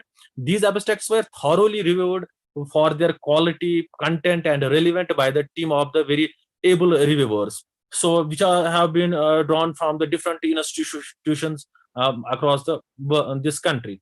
We thank all the contributors, we thank all the these presenters as well. So we have selected only the 5 presentations for the first session, then we are having a second session after the this break. Then we may have some more presentations, we are having some more this as well some more speakers with us that may be discussing the different issues of this. So thank you very much. So I will simply this over to Dr. Sahab. So he might be talking about the next session and about the break. Mr. Dr. Sahab.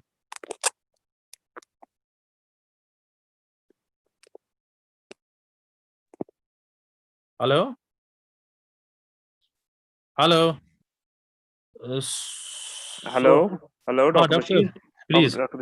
Thank you all the participant speakers, and thank you, Dr. Bashir, for moderating the session, for the remarks and all that. We were having a schedule of 5 presentations in this session. Shabir Ahmed Zargar couldn't, but I think right now he has connected again, and I would like to request Dr. Bashir to host his presentation as well, if he can. Shabir? Hello, Mr. Shabir.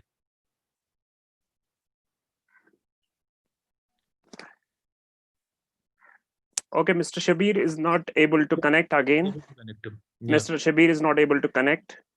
So I would like to announce a break of 1 hour and we'll be back by 1:30. We'll be back by 1:30 with the next technical session, the second technical session, in which our lead speaker will be Dr. Amjad A. Hussaini. And we'll be having afterwards another technical session of 5 more participant speakers. Till then, goodbye. Thank you. Thank you. Raghav sir, I am having a one this very small suggestion over here. So Right. we could not. It was not possible for us to include all the abstracts we have received. As I have already told, we have received more than the 100 abstracts. So Right. just we have selected only the few abstracts for the presentation. Rest of the abstracts we have received that have gone through the review committee, technical Right. committee, so on and so forth. They have selected the so many. So we are publishing the proceedings of this, or we can say the papers of this very much conference. Later on, that the announcement for the other this participants, that may be very much. I think it may be this discussed with you either Surely. Surely. today or on the next Surely. week day. So Surely the after, papers you may just keep ready, so that may be this published. surely after the completion of the conference, you will get a separate call for the full-length papers that will be carried forward in the form of proceedings, hopefully with the press that we have already mentioned in the information brochure. Thank you. Till then, goodbye. Till 1:30.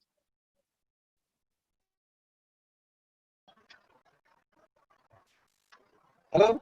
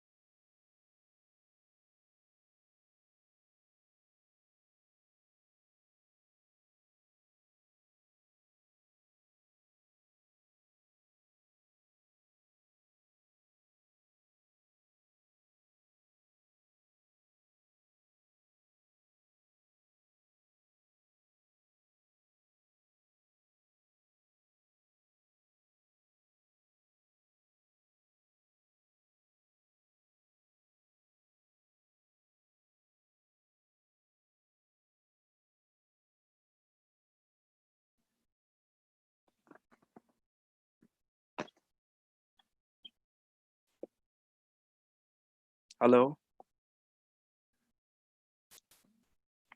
There's virtue in work and there's virtue in rest. Use both and overlook neither. Alan Cohen. A very good afternoon to all of you and welcome back to the second technical session. The second technical session will start with the keynote address of Dr. Amjad A. Hussaini. And for introducing our guest speaker, it's over to Dr. Sana Shafi. Dr. Sana Shafi, please introduce Dr. Amjad A. Hussaini. Good afternoon, ladies and gentlemen. It's a great pleasure for me to introduce our second speaker, Dr. Amjad Masood Hussaini.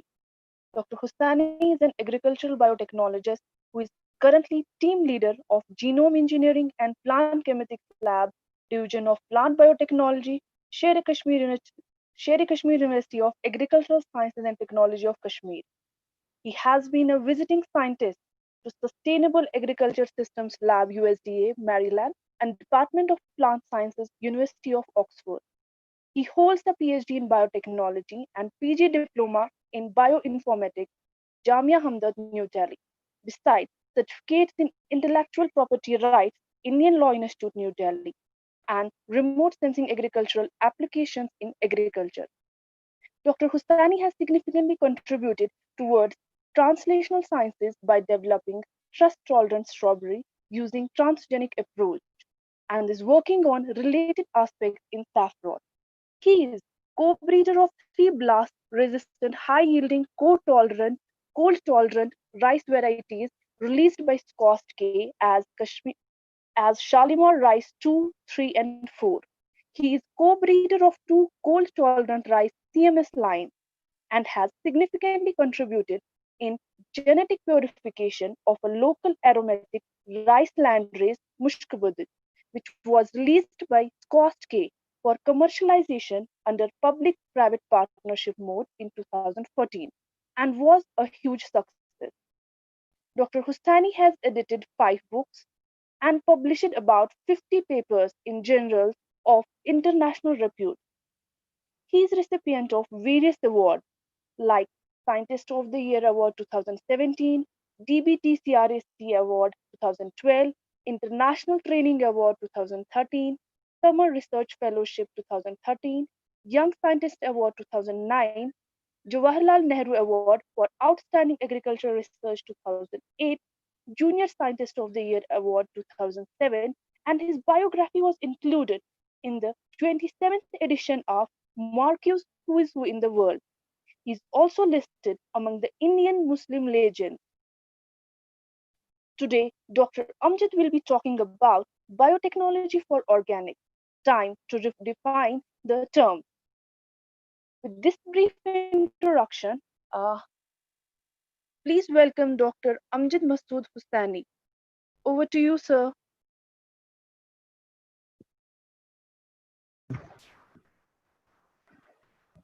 Hello. Am I audible? Yes, sir. Yes, sir. You're audible. You're audible. Okay. Thank you. First of all, I would like to thank the organizing committee, Dr. Javed and Dr. Suhaib and others to have invited me on this platform to share the views which I support and to deliver the lecture in this web conference. So I am trying to share, I think I have shared the PPT. Is it visible to you or? No, sir, your PPT is not visible. It is not visible, okay. No. I'll do it again. Now it's visible. Okay, great.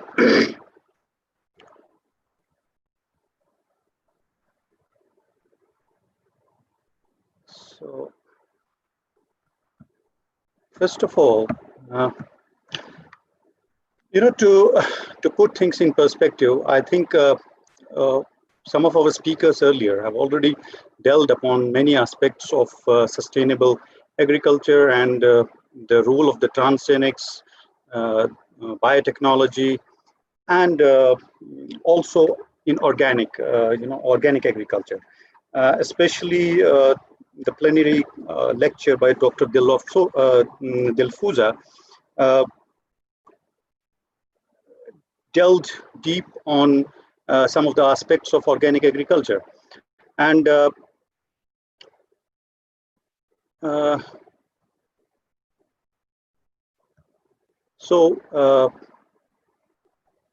take it further, what I wish to discuss here in this presentation is that can we have a new kind of a definition of the dogmatic aspects wherein we have put our stance on, and can we make some modifications in light of the many new challenges which have cropped up in the current century, which were not there in earlier. So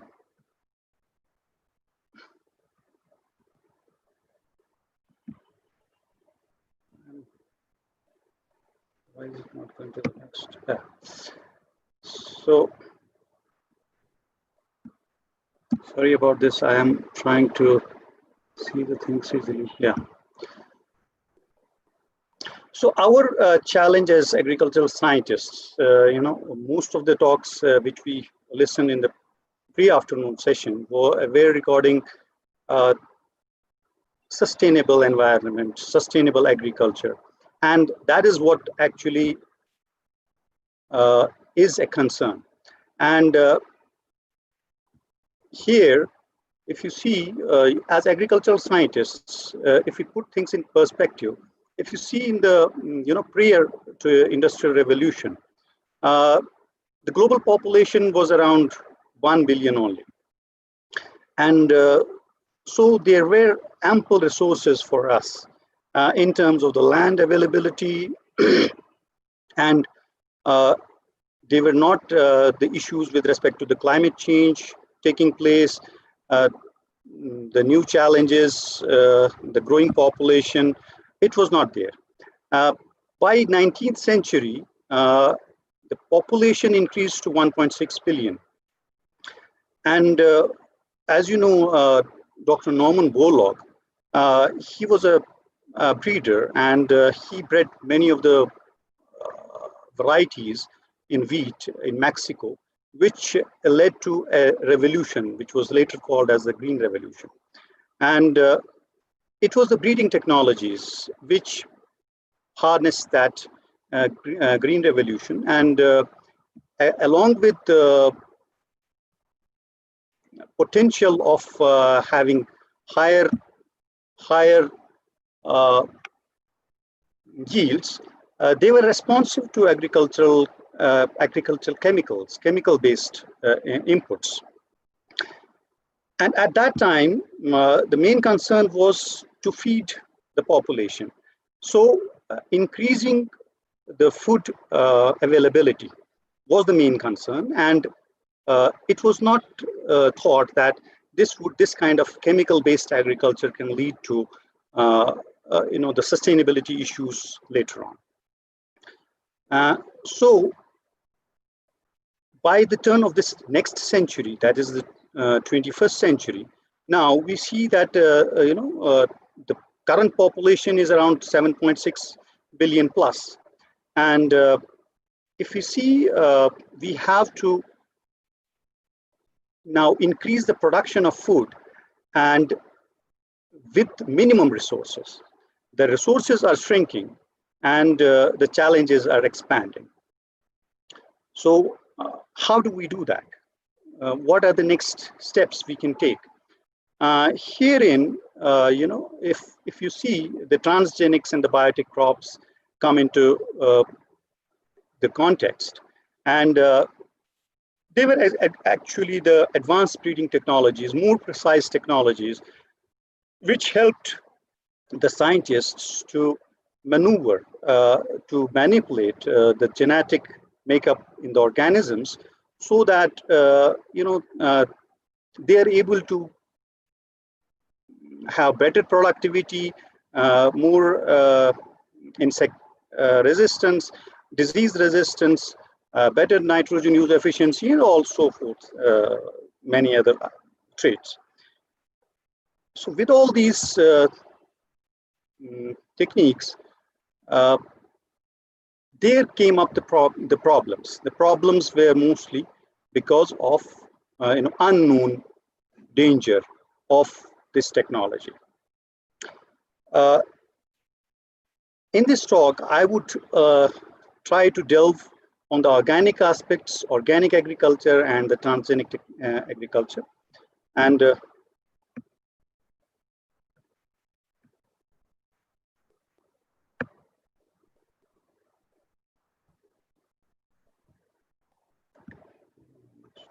yeah. So if you see, the 21st century challenges are different. These are not the same challenges which humanity faced earlier. So we need more resilient food production systems. If you see, in June 2008, FOA, together with other organizations, CGAIR, they convened a conference on world food security. And it was attended by 181 countries and adopted a resolution. The resolution was, it is essential to address the question of how to increase the resilience of food production systems to challenges posed by climate change. So climate change has not been an easy thing to tackle. There are several aspects to it. One is that what causes climate change and how to mitigate those effects. And another is how to build a resilient food security system, which is able to survive despite of such challenges. This is a review article, perspective article, the Biotech crops imperative for achieving Millennium Development Goals and sustainability of agriculture in the climate change era, which I had authored with Dr. Narinder Tuteja from International Center for Genetic Engineering and Biotechnology. And it gives some of the aspects related to this kind of problem. So is it time to reinvent agriculture? If you see now, the agriculture is facing, as I discussed, the challenges of climate. The global climate, the regional climate, the latitudinal and the local microclimates are changing. Global warming has caused many aspects which were hitherto unknown to humanity, and the agricultural systems were not prepared for such exigencies. Now, these effects remain here. The cold shock problems, the heat issues, the heat stress, the drought stress, elevation in carbon dioxide, all these stresses remain. So can we continue with the earlier aspect? Can we continue with the chemical-based conventional agriculture? Or shall we continue with the organic farming systems? So are the principles behind organic farming uniform across the world? If they are not uniform, can we adopt certain changes which the growing human population and the climate change effects get addressed through? So now, what are the resources available to us?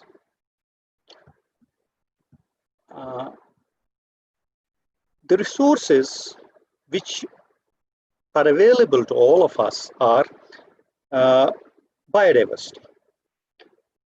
You have to first, if you address a challenge, you have to know that what are the things which can be of use to us. So in that, we have to look at the holistic aspect of it. as the previous speakers have said, environmental sustainability, food security. There is a Kashmiri saying by a Sufi saint, "An poshit yeli one portion." And if that is translated, I've translated that into food security is subservient to environmental sustainability. So it is particularly because the forests are occupy a very important aspect in the environment. So the saint says it particularly to the forests, but it is actually in the context of the whole environment, environmental sustainability. So what are the resources we have? We have biodiversity, we have water, we have now the gene banks. From this biodiversity, we got the genes, which can be of use to us. Then we have the seeds, if they are seed producing plants. And all this leads to food bank, which is to feed our growing population, to feed the population which is marginalized, which is poor, which who don't have access to, costly foods. And then if you see the goals, one of my previous speakers talked about sustainable goals. She talked about the Millennium Development Goal of addressing poverty and reducing hunger. So if you see here in the Millennium Development Goals as well as in the Sustainable Development Goals, there is a common thing, and that common thing is around agriculture and poverty and energy. How to address these problems. These problems still remain there, and development and climate are inextricably linked.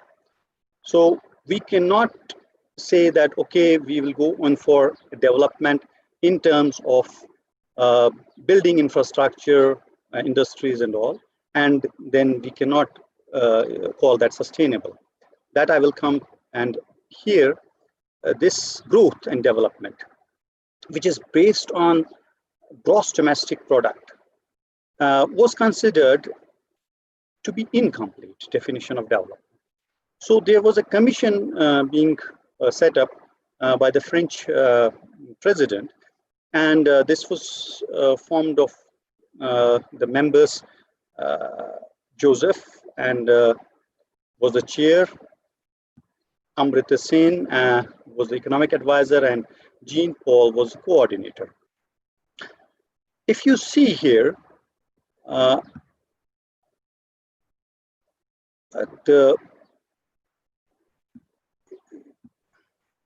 if you see here, they say that this kind of wealth and social progress of a nation could be measured without relying on the unidirectional gross domestic product measure. So they negate this aspect and edit much more to it. So the commission identified 8 dimensions that make up overall well-being, and that is the economic well-being. That is only one part of it. Then there is health, education, work, political voice, personal relationships, environment, and security. So as Dr. Band in his opening remarks said that, we owe these resources to our future generations. It is important, if we have to take sustainability into account, that we address the problems right now, so that what we owe to the future generations, we pass on to them.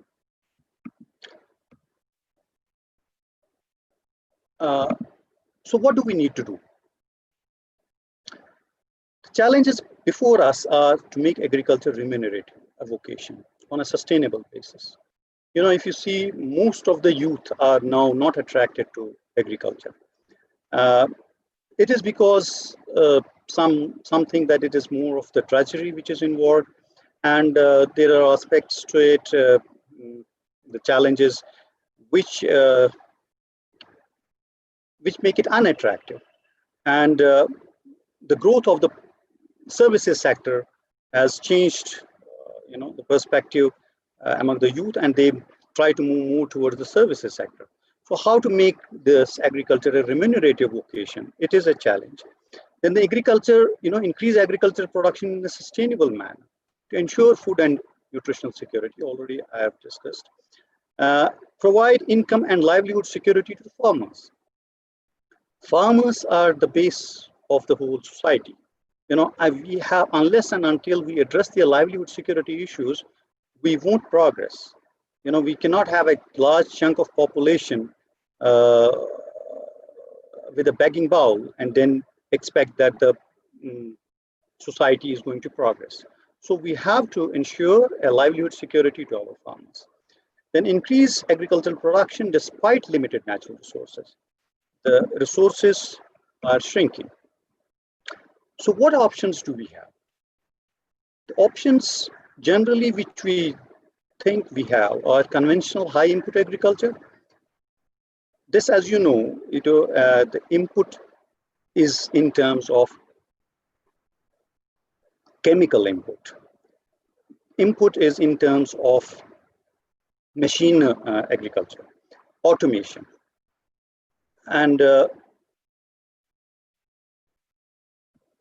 high yielding seeds, high yielding varieties, which are responsive to all these chemical based inputs. Other extreme is the organic farming. Organic farming proponents say that it is an age-old phenomenon which is sustainable, which has been going on throughout these centuries, and so it is a viable option, which is according to them healthy also. So is there another option too? Do we have some other option besides these two options? And if we have, do we need to redefine the terms of the agriculture, the terms on which these two options have been defined? Yes, we do. First, let's see a little bit about what is organic farming. If you see the International Federation of Organic Agricultural Movements in 2005 gave a definition, which is organic agriculture is a production system that sustains the health of soils, ecosystems, and people.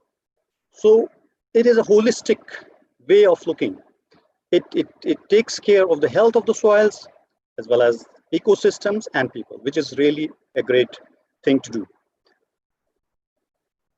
Then, if you see the 1998 declaration, Mar del Plata Declaration, it's called, and they exclude the use of GMOs in food production and agriculture. The argument behind this declaration, just go through it. It involves unacceptable threats to human health, negative and irreversible environmental impacts, the release of organisms of an unrecallable nature, the removal of the right of choice, both for farmers and consumers, violation of farmers' fundamental property rights, and endangerment of their economic independence. Practices which are incompatible with the principles of sustainable agriculture. So if you concentrate here, there are certain aspects which are related to human health and environmental aspects. The rest of them are mostly dependent on the social aspects of it. That is the right of choice, the farmers, consumers, the violation of the farmers' fundamental property rights, the patent, the terminator technology, all that thing actually address it in the second half of the argument against GMOs. We must remember that this declaration is in 1998, which is more than 20 years ago. So we need to revisit it. Are these threats really so now in light of the new developments? They were pertinent. The, the, the, the concerns raised, were pertinent at that point in time. But do they stand the test of time? So then if we go towards what biotechnology is, if we think of biotechnology, it is simply the use of technology to improve a biological organism. And it is actually more precise. It is precision agriculture. It is interdisciplinary in nature. It uses biochemistry, microbiology, engineering sciences, etc., and uses cells, tissues, and parts, and all the genetic makeup of the organisms. But the concern is the human welfare. In both these, it is the sustainability and the human welfare which is the concern. The approaches may be different. So I think this is an artificial dichotomy with respect to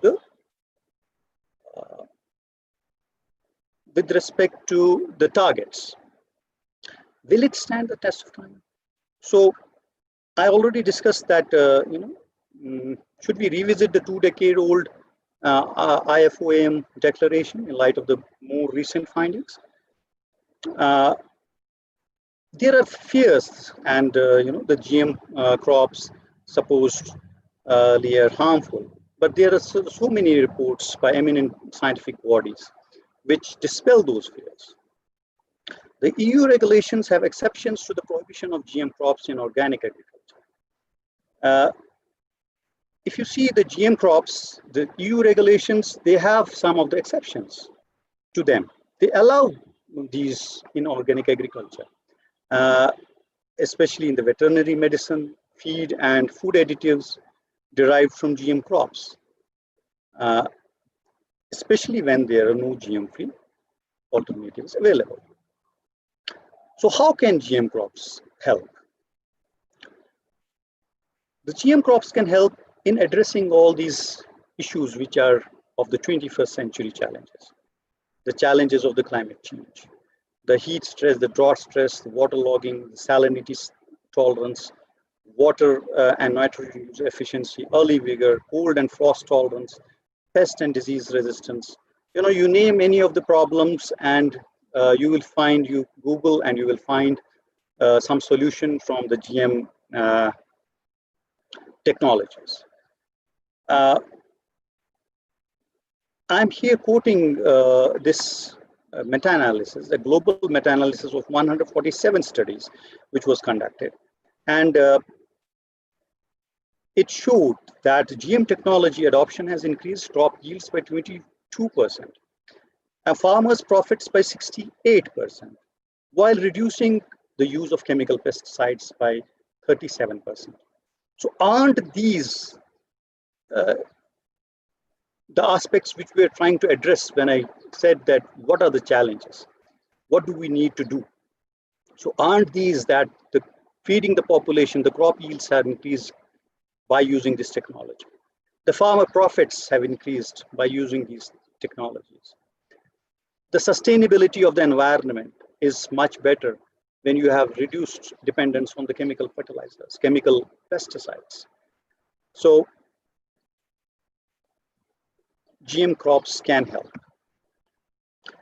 If you see here, these the proponents of sustainable agriculture, they say that we should adopt resource conservation technologies, RCTs.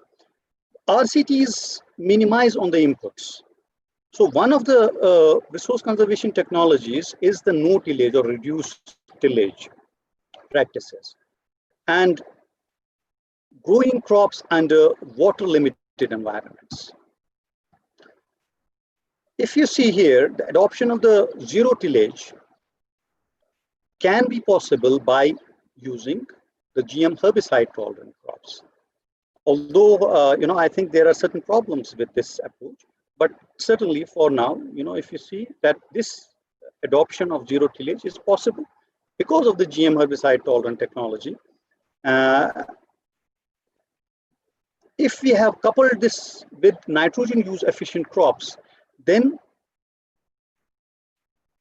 we reduce the inputs in terms of the chemical fertilizers, which get bio-leached, which get leached to the environment and cause pollution, cause eutrophication of the lakes, etc. So this will, the GM insect-resistant crops reduce farm operations. How do they reduce? Because then you have the less,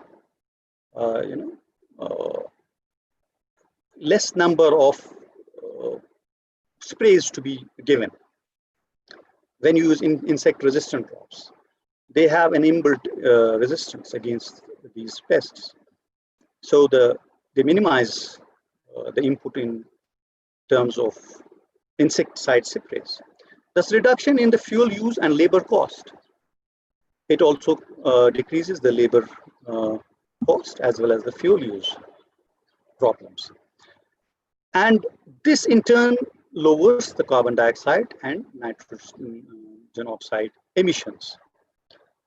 So if you see that, Roundup Ready GM herbicide resistant soybean crops account for nearly 95% of no-till area in Argentina and United States. So because there are labor issues also involved with them, and they want to use this resource conservation technologies, they have adopted the Roundup Ready soybean crops.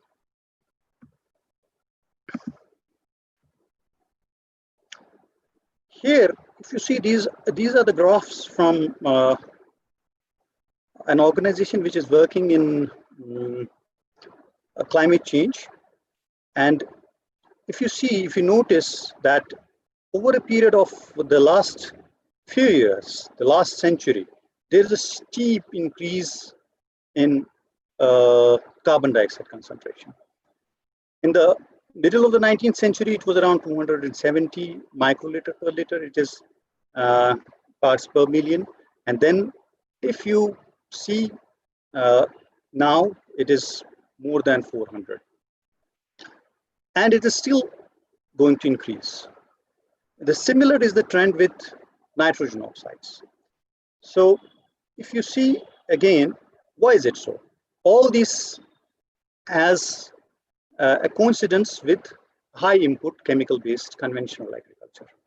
So in that sense, conventional agriculture has played a havoc with respect to the environmental aspects. So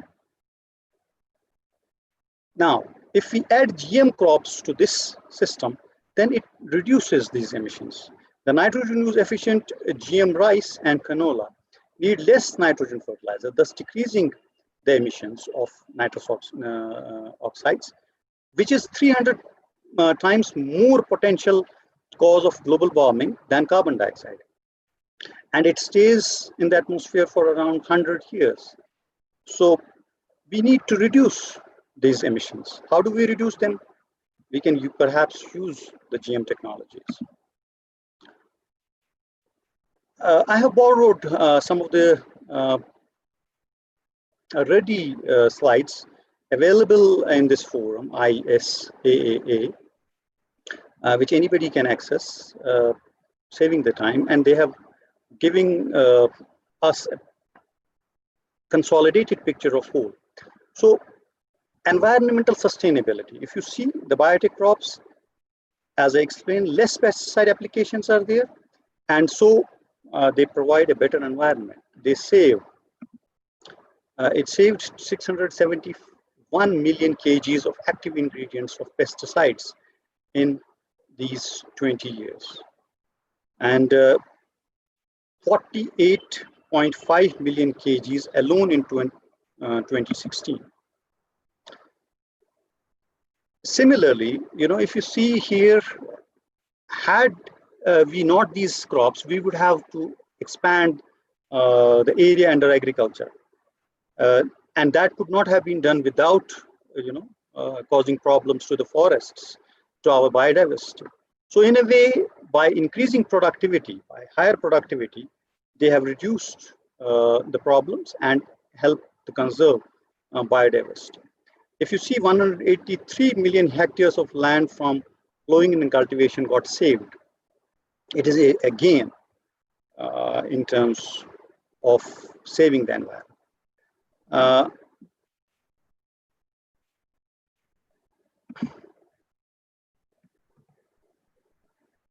Yeah, with consumption of each liter of a tractor diesel, around 2.75 kgs of carbon dioxide would otherwise have got added into the atmosphere. So when you save on these farm operations by using these RCTs, we are able to save, and we are reducing the carbon dioxide emissions. And they have quantified, the Brooks and Barfoot has actually, the original paper, they have equated it to around 16.7 million cars. You know, if we take it out from the roads, so this much of carbon dioxide has got saved from getting into the environment.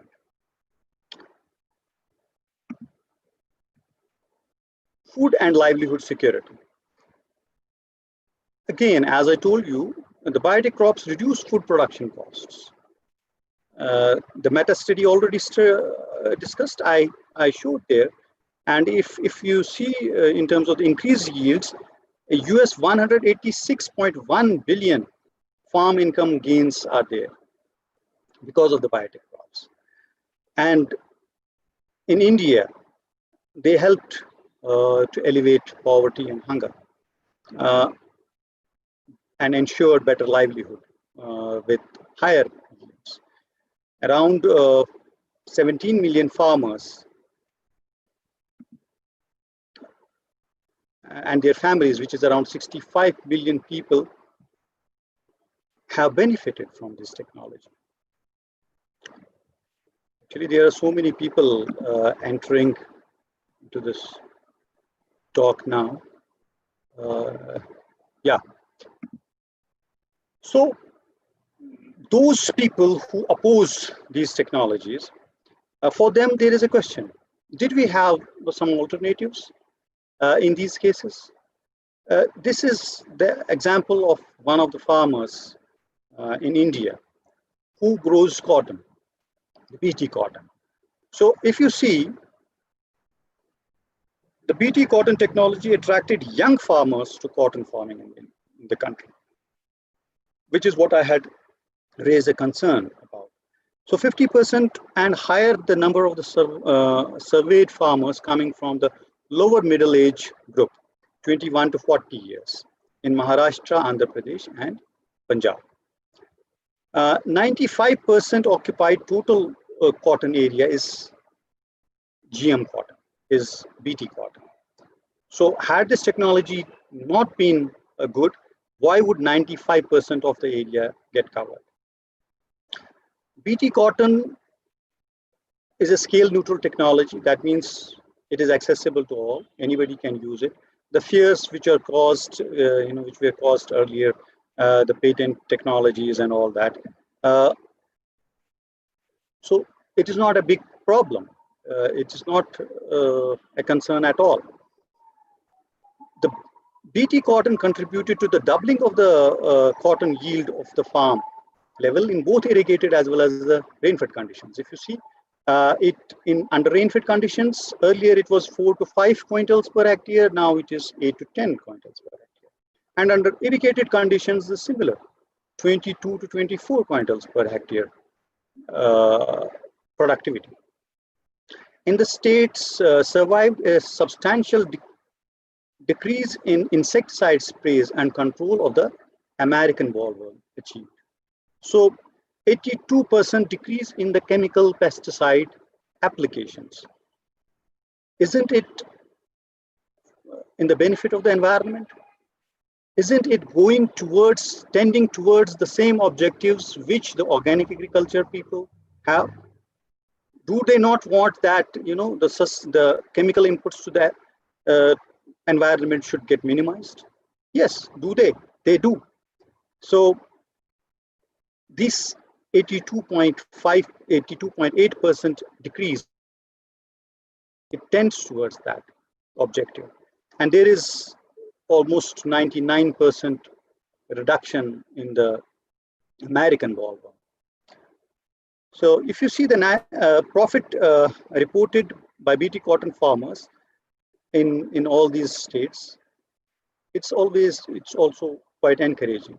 It's more than 53,000 rupees per hectare for Punjab, around 40,000 for Andhra Pradesh, and around 32,000 for Maharashtra.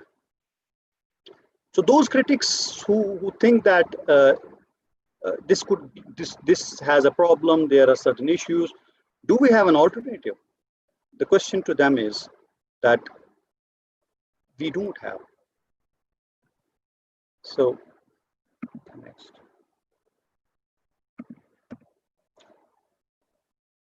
So transgenics for organics, is this the way forward? If you see Norman Borlaug, he has way back, he told that the universal organic farming will only feed up to 4 billion people. And organic crops will require more land than GM crops. At this time,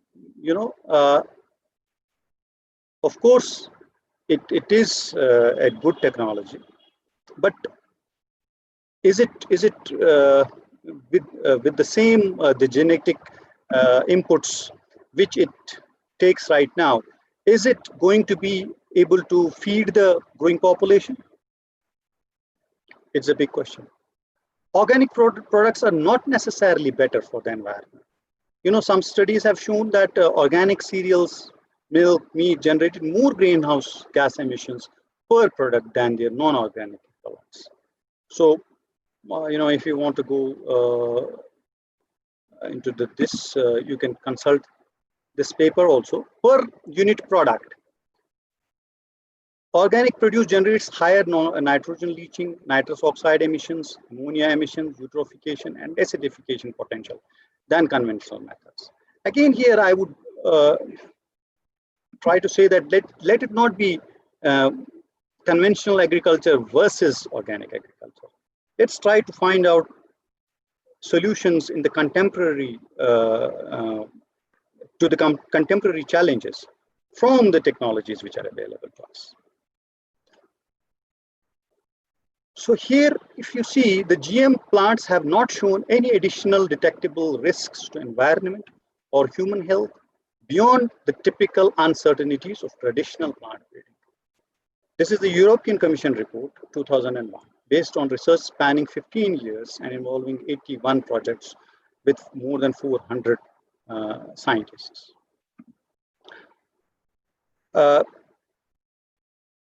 Late blight resistant cisgenic potatoes. This is simply a gene for the late blight resistance in these potatoes. Wilt resistant bananas, the golden bananas, golden rice. These are the examples, the candidate examples of these. This is a term which has been introduced as organic crops that could be acceptable to the farming, organic farming. Because they enhance the nutritional qualities, they address the problems of the chemical inputs which are given to the agriculture. Can we grow such crops under organic conditions? We need to think. So should therefore an unknown risk warrant overregulation, especially in the public sector R&D? There is a lot of regulation of the technologies, GM crops. And on what basis? Mostly it is the unknown risks. Here, this is a letter, the excerpts from a letter which the Nobel laureates, more than 100 Nobel laureates wrote it to Greenpeace. The laureates' letter supporting precision agriculture, GMOs, to the leaders of Greenpeace, the United Nations, and the governments around the world. So if you see here, they have delved deep into the concerns. And here I want to highlight one very important aspect, which is like a total of 1 to 2 million preventable deaths occur annually as a result of vitamin A deficiency. 1 to 2 million deaths. And the blindness, the causes, vitamin A deficiency causes blindness in children, and it is around 250,000 to 500,000 children per year who suffer from this problem. So is it fair enough to oppose golden rice? There is no such thing added into that which would be harmful. So the Nobel laureates conclude in their letter, how many poor people in the world must die before we consider this a crime against humanity? They have gone very strongly against those people who go against golden rice in particular, and GM technologies in general. Now, there is another aspect to this problem: the public and the private sector. Whose monopoly? Who gains out of all this, biopolitics? Collectively, there is no sufficient scientific data and arguments that should prompt political determination to develop GM crops in public sector.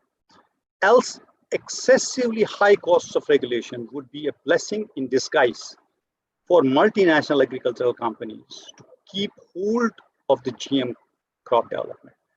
So, is it that we are doing a service or a disservice when we oppose? Actually, we are in a way helping the big multinational companies monopolize this sector. If you see here, the private companies, this M.S. Swaminathan, the first World Food Prize winner. He is the father of Green Revolution in India. He says that the private companies will obviously produce technologies where the small farmer will have to buy the seeds every year, and where the findings are protected by intellectual property rights. So this is to be kind of a practical way of looking at things, that these companies, these private companies will try to gain maximum economic benefits out of this. There is a very good expertise in our public sector institutions in the fields of molecular biology and genetic engineering, and we should derive full benefit from them. So he says that we must involve public sector more and more into this.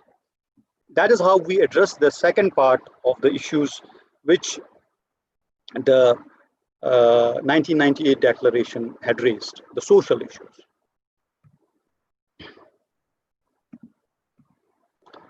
So there is not simply one way of organic or conventional farming, as there will always be compromises to be made. Debate needs to go beyond organic versus conventional. And in my opinion, GM crops can stand in both.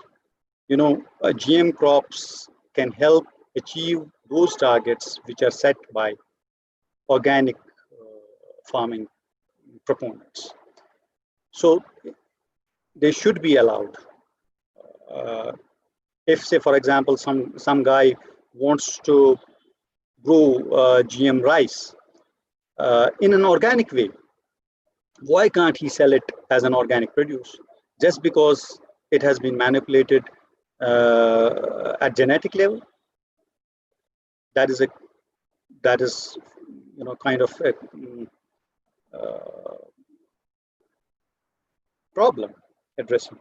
So if you see the Nobel laureate Norman Borlaug, he says GMOs can play a very vital role in people's lives. However, this must be accompanied by political goodwill, because technology alone cannot survive without decisive support. This is none other than the Nobel Peace Prize person, the father of Green Revolution, founder of the World Food Prize, and the founding patron of ISAA. I think with this, I thank you all for patiently listening to me, and I would welcome if there are any particular queries and questions. Thank you.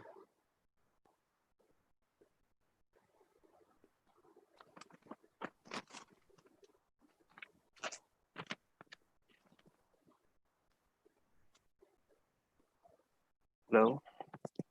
People flee from agriculture to services sector. So we need to ensure their livelihood security if we are sincere about development and resource conservation.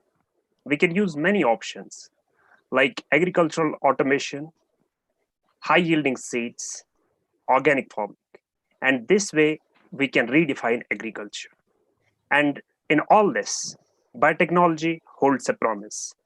That was Dr. Amjad Hussaini. Thank you, sir, for such a beautiful and such a thought-provoking talk. Before we move further towards the technical session, towards the participant presentations, so there are a few questions from the participant side for you. And we would like to listen to those questions and answers. So number one question from a participant is that, how can modern profit-driven agricultural biotechnology meet the basic needs of the poor? This is one of the questions. Profit-driven agriculture for poor. You know, in the last slide, if you see, this is the very pertinent question, which Professor Swaminathan tries to answer. He says that if we go on, opposing the GM technologies, the regulatory costs which are put are unbearable to the public sector institutions. It is not easy for them. So who gets benefited? All these multinational companies get benefited out of that opposition. So in a way, if this profit-driven agriculture is to be made useful for common people, you have to encourage the public sector involvement in production of these high-yielding, remunerative, sustainable crops.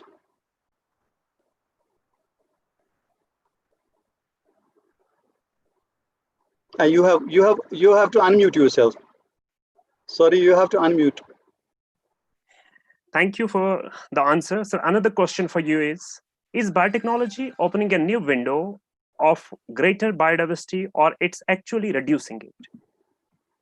Sorry? Is biotechnology opening a new window for greater biodiversity, or it's actually reducing it? Mm-hmm. Look, if you see at the commercial agriculture, needs to be sustainable.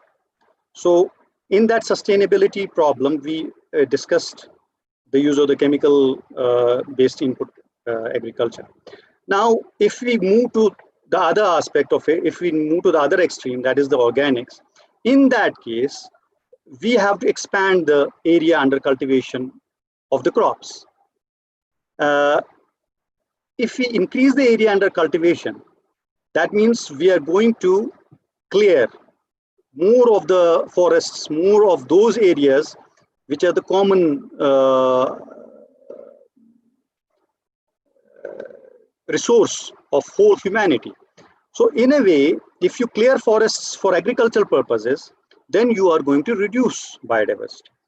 So if your high yielding GM crops, on the one hand, they minimize the input of chemical based agricultural inputs, and on the other hand, they address this problem also by increasing productivity and without having to clear more of the land for agriculture purposes. So it is actually increasing, helping conserve. I would not say increasing, I would say helping conserve the biodiversity.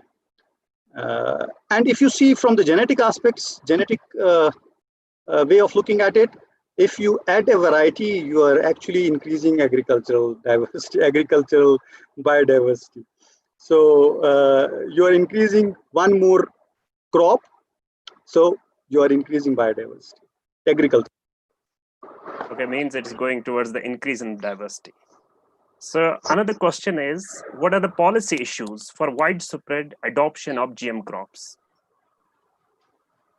You know, again, if you see in the last slide, Norman Borlaug, you know, he says that it is not the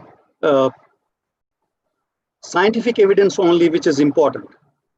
It is the political will which is important. And political will is governed by many aspects, many things. You know, there are pressure groups, the common people, how common people perceive things.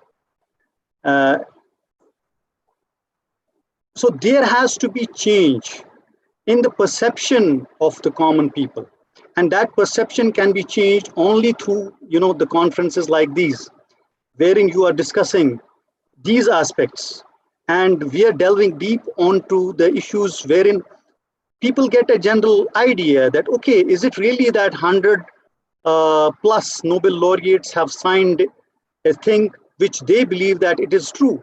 And what actually is preventing this technology from you know, seeing the light of the day? Although it is very popular in the West, in the US, United States, and many other countries as well, but still, you know, the opposition is basically on unknown risks. So the unknown risks, when you call somebody it is unknown, it is really a dread something. And the fear, there is a saying in a philosopher, by a philosopher, that you can address a problem, you can address a disease, but you cannot address a fear. It is very difficult to address that. So you have to address here the fear, and that fear can be addressed only through a dialogue, a fair dialogue, an open dialogue between the society and the scientists and the proponents. Thank you, sir. So dialogue is the key here. So another question goes like, how far biotechnology has been successful for developing aerobic rice varieties for reducing the water footprints of rice cultivation?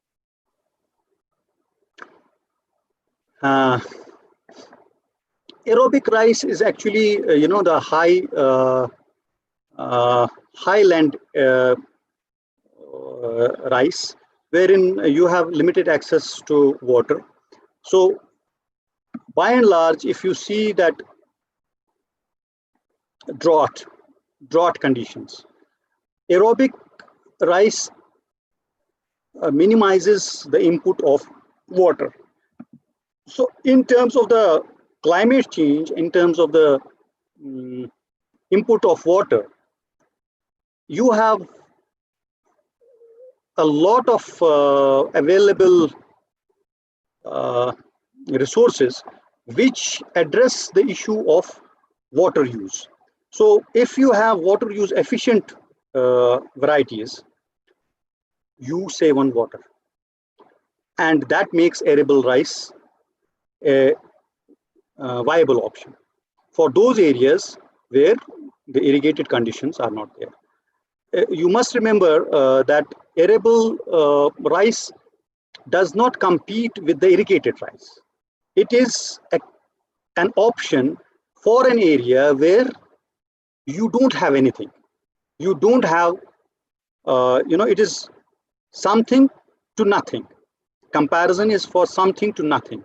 So the GM technologies, as they address the condition, the problems of the drought, the problems of cold, heat, stress, all these, similarly, they address this issue also. Thank you. So one last question. Sure. Does organic agriculture and agricultural biotechnology have the potential to bring second green revolution, particularly in areas with constraints like soil salinity, water scarcity, and uneven monsoon rains? Yes. It is a very good way of putting, and this is the crux of the talk. This is actually, I propose that instead of going having a dichotomy, organic agricultural biotechnology, it has to come together, the diverse technologies of organics and the high precision molecular techniques involving engineering of genomes, engineering of the plants with traits for the current century. They need to come together, and then only we can address the aspect of the sustainability of agriculture as well as the sustainability of the whole human population. Under the climatic change conditions, which he has, say for example, I told you in the beginning that climate change has two aspects to it. One is the aspect of mitigation. Mitigation aspect, you cannot change because GM you are using, so you will not have a dramatic effect on the thing that now we will have a monsoon which is right on time. No, it won't be like that. The other aspect to it is resilience, building the food production system which is resilient to climate change. So even if you have an inconsistent monsoon, still your crop should be able to survive in those in that period wherein there is a lot of stress. So if you see here in Kashmir also, there are many aspects in agriculture wherein we have got delayed harvesting. Sometimes we have late rainfalls. So the crop has to survive that period which causes stress. It has to. There is no other option. The option is that it can address it through building a resilient system. And that resilient system can be created through use of these high precision gene manipulation based technologies, which now have advanced to CRISPR-Cas, Talon, Sesgenics, all these. But still, the problems are with respect to the acceptability, the regulation, the biopolitics of the crops. Thank you, Dr. Amjad. Thank you for an insightful talk. It was really beautiful that you deliberated upon all the aspects of biotechnology and organics with so clarity that there's honestly no doubt. And the questions you answered was very beautiful. I thank you again. Thank you very much for the talk. Thank you. Thank you so much. Before we move on to the technical session, I would like to request all the participants to turn their cameras on for a group picture.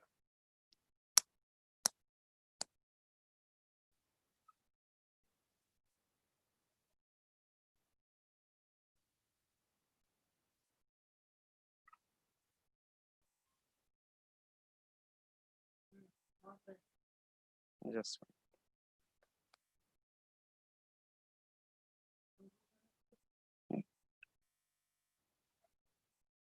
Dr. Sab, you stop sharing and put your camera on, please.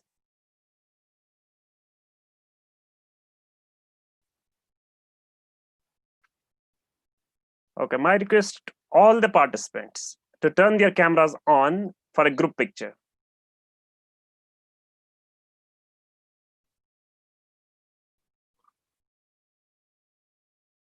Fotoğrafa tulacağım.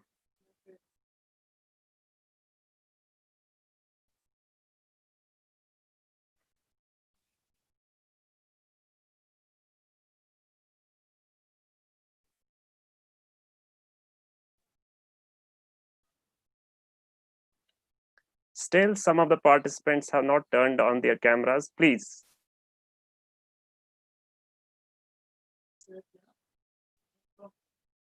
Shukran.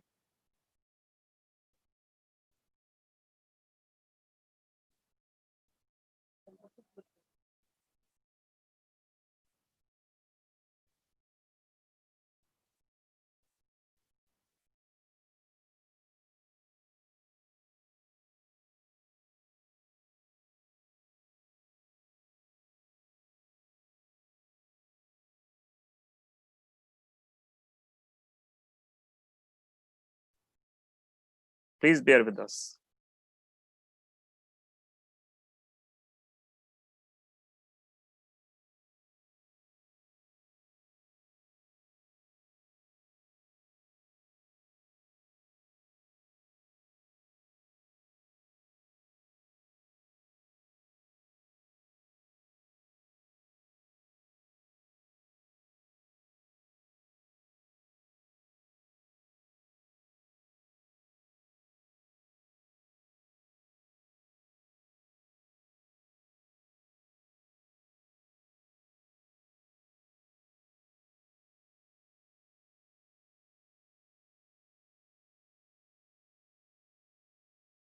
Thank you for the kind gesture. Thank you all. You can turn off the cameras now.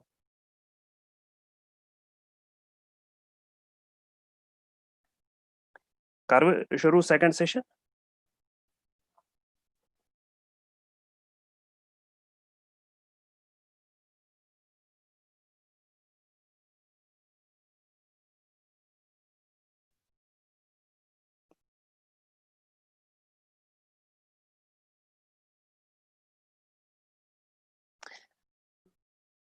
Now, let's move towards our second technical session. And if Engineer Abdurrashid is online, he may please take on the proceedings of the second technical session.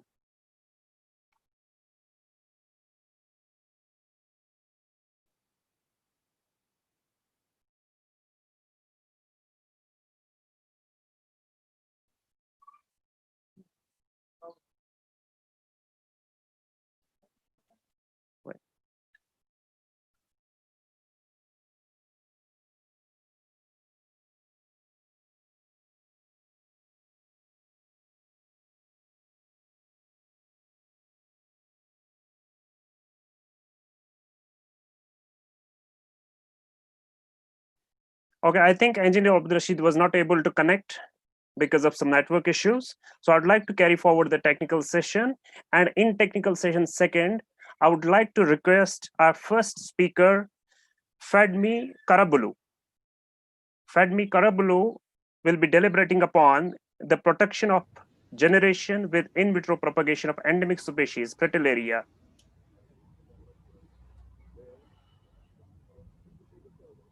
Fadmi Karabulu, please. Yes. Your screen will be shared from our side.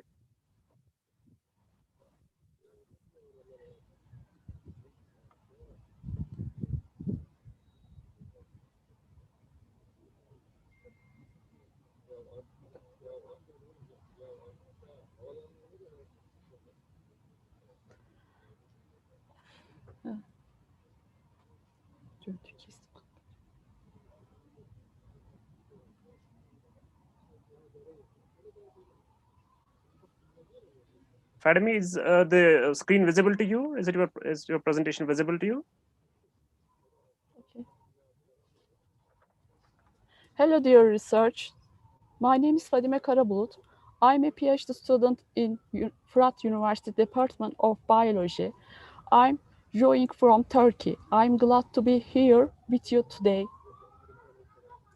Firstly, the title of my presentation, the protection of generation with in vitro propagation of the endemic species Fritillaria basculensis Behçet. As a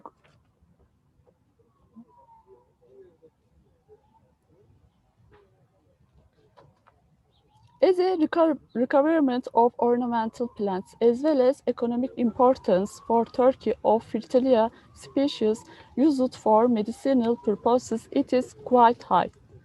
This species should be preserved and not collected in nature, and the techniques of reproductive or vegetative reproduction should be investigated and their cultivation should be improved.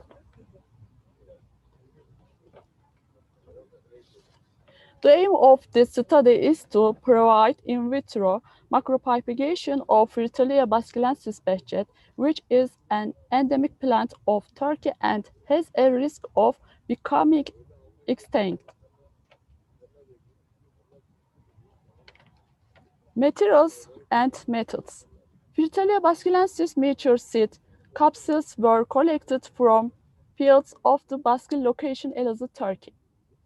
This study developed a seed dormancy break protocol using MS medium containing variants and gibberellic acid of 6-benzyl aminopurine with and without indole tributyric acid incubated at 4 degrees Celsius in dark for 30, 60, and 100 days. Explants were taken into MS medium containing 6 degree sucrose, incubated at 18 degrees Celsius in 16 or light photoperiod. Germination percentage, first seed germination time, percentage of bulbous formation and first bulbous formation time were examined.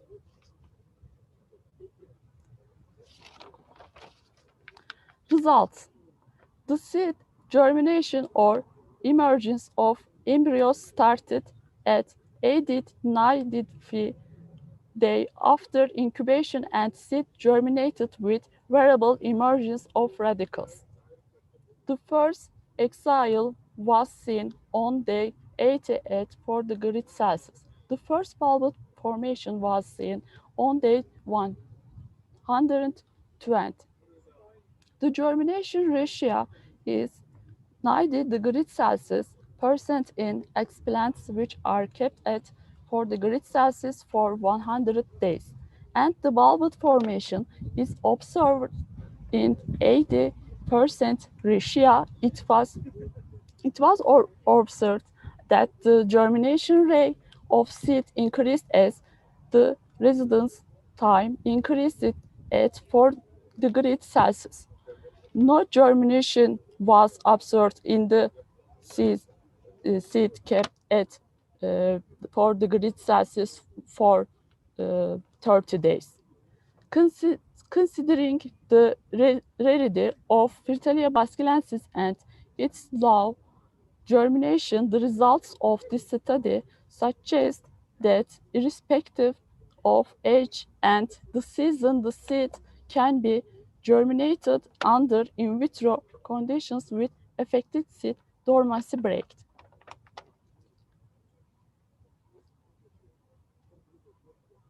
This study was supported by Nature Conservation and National Park Branch Directorate and the Plant Tissue Culture Laboratory of Frat University. Thank you for listening.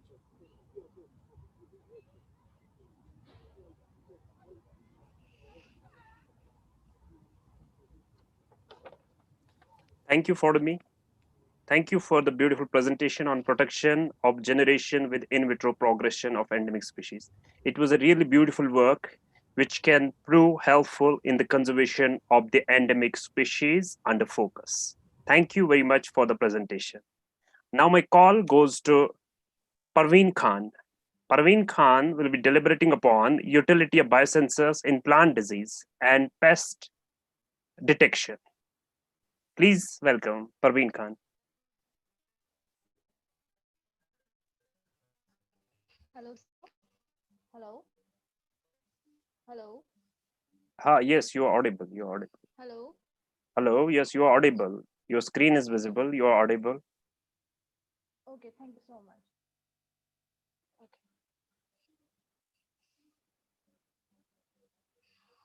Hello and welcome. Assalamu alaikum.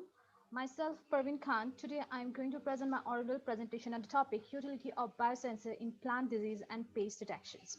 So, as we know that the next slide, please. Hello. Next slide, please. Hello. You're on the next slide. You're on the next slide. Okay. So, as we know that the rapid application of pesticides leads to the degradations of natural enemies. So, it gears the scientists to go through some untapped potentials of technique that could detect the pest, disease at early stage. One of the improved technique is the biosensor. What is biosensor? The biosensor can be divided as an analytical device. Mainly, it is a biological device that uses the biorecognition animals to analyze the target species. The father of biosensor is Linan Lurk. So what we know about is that as we know what is biosensor, so it is important to know about what is sensor. The sensor are nothing, but it is an device that uses the physical changes to create an effect. Next. So next is what is the characteristics of biosensor? The characteristics of biosensor that it should be linear, it should be sensitive, it should be in response time, and it should be selective. The overall, it should detect, precise, and target analyze. Next, please.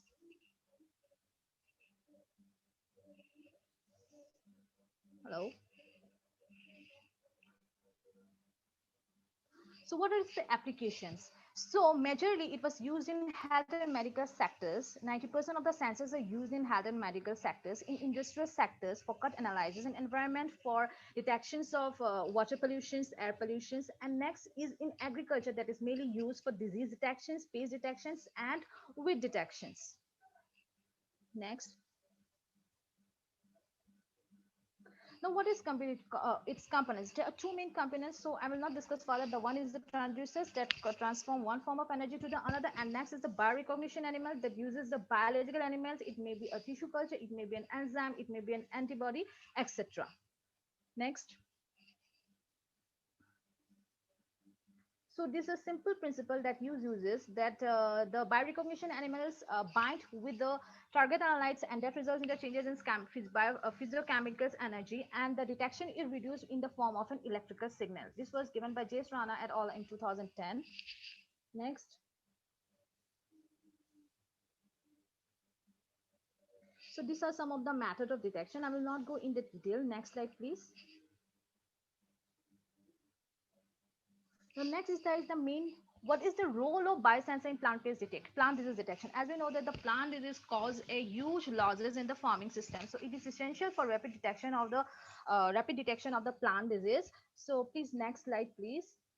So here I will discuss some of the important base that is nanobiote sensor that has been widely used for the detection of the pest, and one of its that it enhanced the limit of detection, that is it provides a friendly environment with high electricity and resonance powers. Some of the nanomaterial used are the metal ion oxides, quantum dots, and carbon nanoparticles. And one of the most significantly used is the silver nanoparticles, which is most widely used for detections of plant pathogens, fungal spore, and mycotoxin. Next. Next slide, please. Sorry, sir, there are some. So this is the platform that used to understand given by Moria et al., where he used a graphite selection supported medium. This supported medium was immobilized with a carbon nanotube. Then the carbon nanotube was synthesized by an gold nanoparticle. This gold nanoparticle provided an absorptions for the RNA synthetic for the application of the synthetic RNA sequence. Then this synthetic RNA sequence are designed in such a way that they recognize the specific RNA sequences of the pathogen. Next, please. Some of the quantum dots are also used for detections of citrus virus, which we know as one of the most destructive diseases of citrus. Next. Now we know that bacteriophage. Bacteriophage are the one that that lies the bacteriophage cells. So here I'm just giving one overview of the detections. Can you click once of the detections of the, hello sir, can you click once? Overview of the detections of the bacterial pathogen, that is Pseudomonas acilensis, that causes soft rotting sun ham. So here what happened, the LUX-AB gene, the reporter gene, was integrated in the phase of the Pseudomonas acilensis pathogen, and that pathogens expresses its host machinery by the use of transcription and host machinery transcription and translations machinery in the form of a luciferase enzyme. This luciferase enzyme catalyzes reactions in the form of an emission of light, and that detects the presence of pathogens in the plant system. Next, please. Next, please. So here is the enzymatic electrochemical system of detection. Okay, fine. So here what happened, the electrochemical for enzymatic is mainly involved on the enzymes. So the VOC is the main role player. As we know, the methyl salicylate are mostly released by the plant system. This used as a biomarker. So in this diagram here, I have illustrated it that three enzymes, that is methyl salicylate, esterase, salicylic hydrolase, and tyrolysis are used in a screen printed electrodes. So first, what happened, that the methyl salicylate was hydrolyzed to salicylic acid. This salicylic acid was again reduced to catechol. Then this catechol was again reduced to a compound called 1,2-benzoquinine, and this benzoquinine results again oxidized to catechol and give a reaction, current reduction reaction, and that current reduction reaction was proportional to the concentration of methyl salicylate present in infected plant cell. In this way, they detect it like this. So next, please. So these are some of the examples. I will not go in the details. Next. Next, please. So now the main is the paste detection. Similarly, paste also causes huge losses in plants. So the main role play is the chemoreceptor, because it is helps for insect to recognize the external environment. That is the main the chemical reduce that is mainly responsible for the survival, reproducibility, and ovipositions of the insects. Next, please. So just here, I want to discuss one nano biosensors, that is of cantilever biosensor, that mimics the behavior of the natural environment. This cantilever biosensors was mixed with, it's used to detect one paste, which is known as Helicocarpa armigera. That is very important paste of cotton, tomato, and most of the plant systems. So what happened, that this color cantilever balancer system was developed for a MEMS. The MEMS, that is microelectronic mechanical system. This mechanical system was fitted with a glass tubes, and that glass tubes, and where the pupil stage. Next please, if you don't mind. No, next. Here is the diagram. Okay, here you can see that this glass plate was attached with a MEMS functional device. So here the pupil state of the insect was so that it can lay eggs, and constant air was compressed through it, so that the semiochemical released by the insect was collected to the functional MEMS device. At the same time, they also noticed the reduction in the resonance energy. So in the next step, what they did, that already the semiochemicals was released by the pupal stage of the insect. So now what happened, that the tomato seedling that released the caryomones was also attracted to the semiochemicals of the semiochemicals released by the pupal stage of the insects. So in the last stage, what happens, that there was, when they measured it, they does not found any constant difference in the resonance energy. So they found that it is the exact biosensors that help in detection of the Helicoverpa armigera paste. Next is the this is the diagrammatical representation, where you can see the volatile release from the Helicoverpa, that is 11 hexadecanal and 9 hexadecanal. Helicoverpa also release the semiochemicals that attract, bind to the functional divide, and result in recognitions. Next, please. So plant protection using artificial nose, also it is known as electrical nose. It is one of the most artificial affliction device. It is also used for pest damage, that is pest, plant with infestation, and plant with disease, and also mechanical damage. Here the main important role is the VOC, that is volatile organic compound released by the plant. Here a simple statement was used. Can you next please? Here you have seen that here is a very simple procedure. The plants was covered with a glass cover. This glass cover was maintained with a headspace gas, and the Teflon tube, where you have seen the Teflon tube was maintained in the bottom of the stem, and there was a hole made by it, so that the volatile released by that can be extruded, and that will monitor in the display. So what happened, the zero air was pumped through it. So zero air was pumped mainly for a clean environment. After that, the zero air was pumped. The headspace gauge was managed. So when the headspace gauge was managed over it, there was a change in the resonance energy, that is electrical conductivity energy.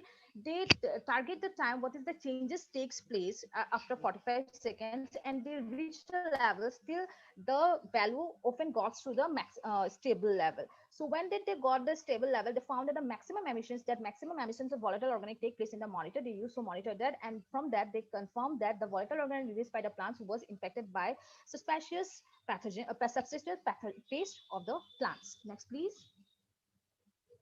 So this is the graphical representation where you can see the monitor was attached to the sample gas sensor. It was given flow sensor. There was a calibration gas, and all the and all the data will be monitored in the displays. Next, please. Now here I come to the conclusion that we know that the untapped potential of various biosensors of plant disease detection and pest detection has been comprehensively discussed in this presentation. Nanotechnology has become a sensitive for biosensors, and if it is handled carefully, it will be a great for the sustainable agriculture for the detections of pest and for the detection of pathogens. Since chemoreceptors is also be a solution to the problem of screening large number of pest infestations. So if we use biosensors, the future experiment can also be used in the field of microbiological infestation in the food storage field. Next, please. So these are the future space. As we know that it was mostly used in the medical. 90% of the sensors are used in the medical sector. But still, we are saying, but still in the case of pest and detections, it's still to be modified and sharpened for its application in field. So with this, I concluded my presentation. Thank you very much.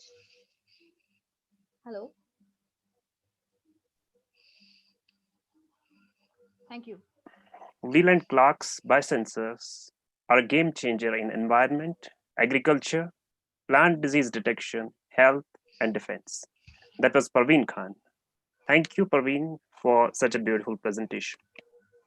Now, my call goes to Ananya Roy Chaudhary, who will be deliberating upon plant growth promoting Rhizobacteria PGPR strategies to improve heavy metal stress under sustainable agriculture.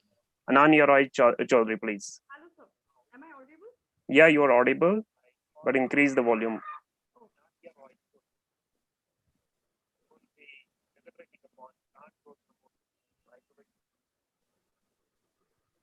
Can I start?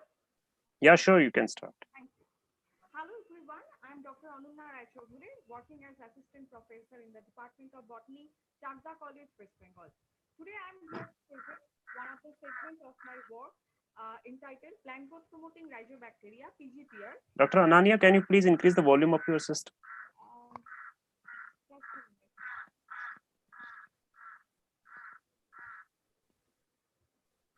Hello? Okay, if you are able to increase the volume, please. Yes, I have increased. Okay. Can I start? Sure, you can start. Hello, everyone. I'm Dr. Ananya Raichaudhuri, working as Assistant Professor in the Department of Botany, Chakda College, West Bengal.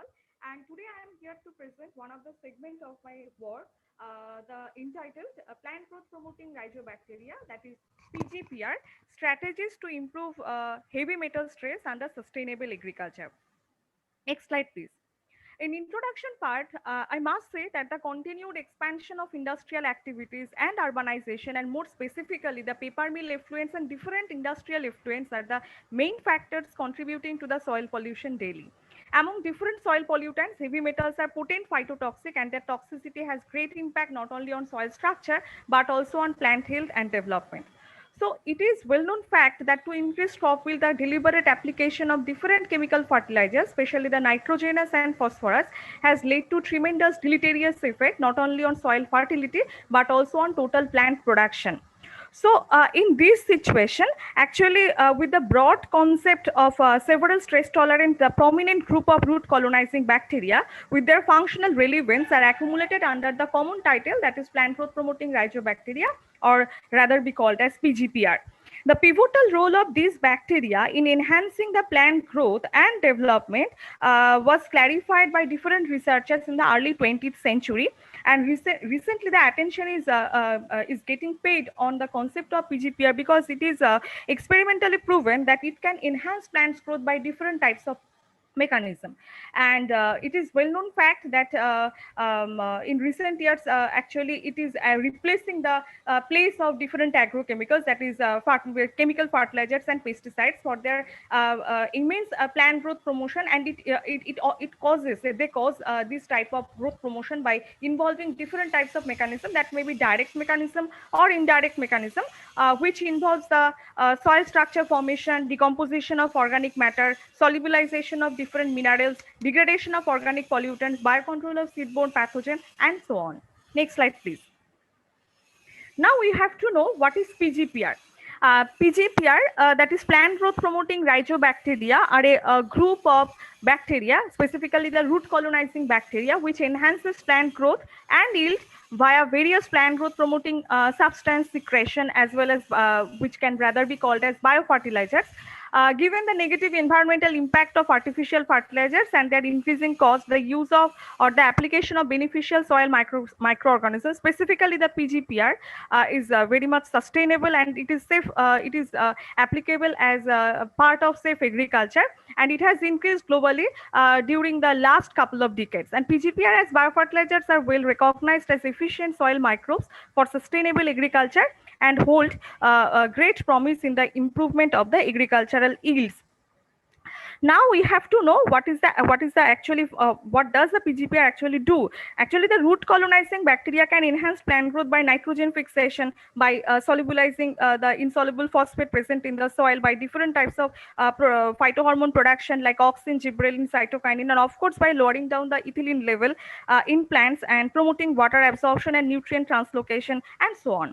So now we have to focus on the heavy metal stress, on which actually the PGPR is functioning in the augmentation of the heavy metal stress tolerance in different kinds of plants. So we have to focus on heavy metals. So first of all, we have to know what are heavy metals. Heavy metals are generally defined as metals which are actually the relatively of high densities and atomic weights or atomic numbers. The heavy metals are a well-known environmental pollutant due to their toxicity, persistence in the environment, and bioaccumulative nature. The natural resources or sources include withering of metal-bearing rocks or volcanic eruptions, while anthropogenic sources include mining and various industrial and agricultural activities. All of these heavy metal residues are creating disturbances in the environmental biogeochemical cycles and consequently contaminating the food chains. So next slide, please. Now we have to focus that what are the reports on the effects of PGPR on plant in heavy metal contaminated soil. Actually, there are several research is going on, the augmentation on the study of the augmentation of heavy metal stress in different types of plant by application of PGPR.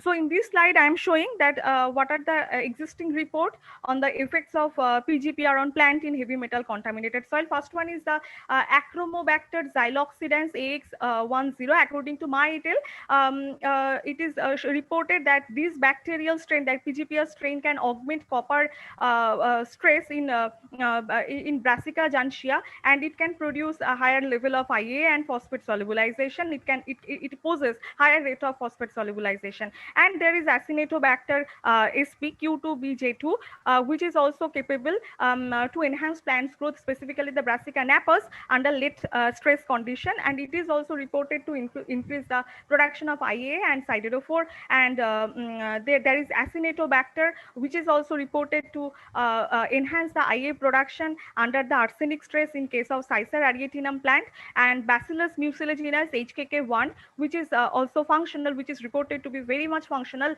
under zinc, lead, and copper stress in case of Brassica jantia, and it enhances phosphate and potassium solubilization in soil.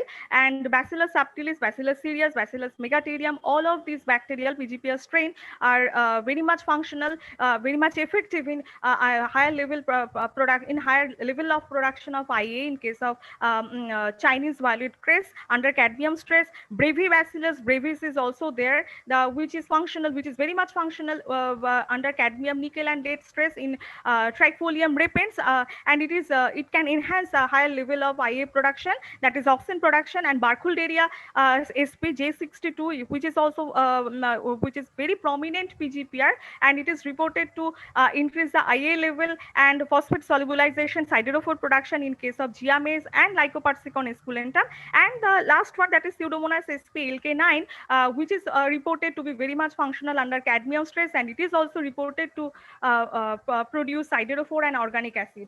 Lots of work is going on, but still now these reports are very much effective very much effective. That these all of these PGPRs are reported to be very much effective in under different types of heavy metal stress in these plants. All the research, other rest portion of the research is still going on, and we have to wait. Next slide, please. Now this is the conclusion part. Actually, bioremediation is the application of microorganism to remediate polluted soil, and it is very much eco-friendly and sustainable technology, which is recently receiving considerable attention, specifically the global attention in global basis. It preserves natural properties of soil. The recent researches of PGPR on the remediation of contaminated soil show an outstanding prospect for the successive studies, and the above studies simply imply that it is possible to develop new phytoextraction strategies with an inoculation of microorganisms, specifically the root inhabiting PGPR or plant growth promoting Rhizobacteria, which in order to enhance phytoextraction of different heavy metals from contaminated soils, specifically industrially contaminated soils. And when considering approaches to alter heavy metal mobilization, there are several advantages to the use of beneficial microbes rather than chemical amendments, because the microbial metabolites, specifically the PGPR metabolites, are biodegradable, less toxic, and sustainable in nature. Next slide, please. Thank you for paying attention. Thanks to all. PGPRs are a hidden treasure associated with plants which can replace agrochemicals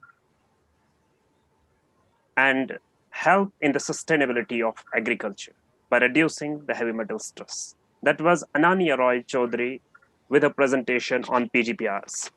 Now my request goes to Abida, who will be deliberating upon an appraisal of agricultural land use change and its driving forces over the North Kashmir Himalayas. Hello, sir. Yes, Hello. you are audible. You are audible. You can continue your presentation. Okay, sir.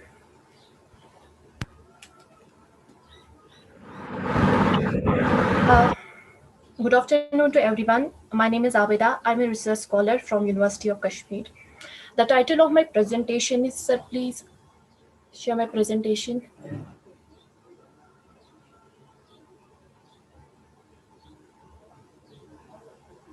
So the title of my presentation is An Appraisal of Agricultural Land Use Change and Its Driving Forces over the North Kashmir Himalayas. Slide change.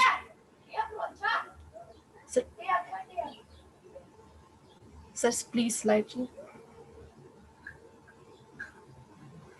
Agriculture has been the most dominant force of land transformation on the Earth's surface. Approximately a third of Earth's land surface is currently being used for cultivating crops or grazing cattle. The expansion in agricultural land area has been at the cost of natural forests, grasslands, and wetlands that provide valuable habitat for species and important services to humankind. The value of Kashmir having a fragile mountainous environment has been subjected to unplanned and unprecedented land use land cover change in the last 3 decades, giving rise to the host of problems. Better understanding of these changes can lead to an important implication for the development of sustainable mountain agriculture in future. Thus, the agriculture planning for mountainous areas must be niche-based, derived through agroecological zoning with main focus on assessing the suitability of different types of land for selected land use. Sir, please change the slide. My study area is North Kashmir. It comprises of 3 districts, Baramulla, Kupwara, and Bandipora, having an area of about 8,318 square kilometers, in which agriculture area constitutes about 17% of the total area. A drastic change has been recorded in the land use pattern, especially in agriculture area, horticulture area, forest, and settlements. Sir, please change the slide. So the materials and methods.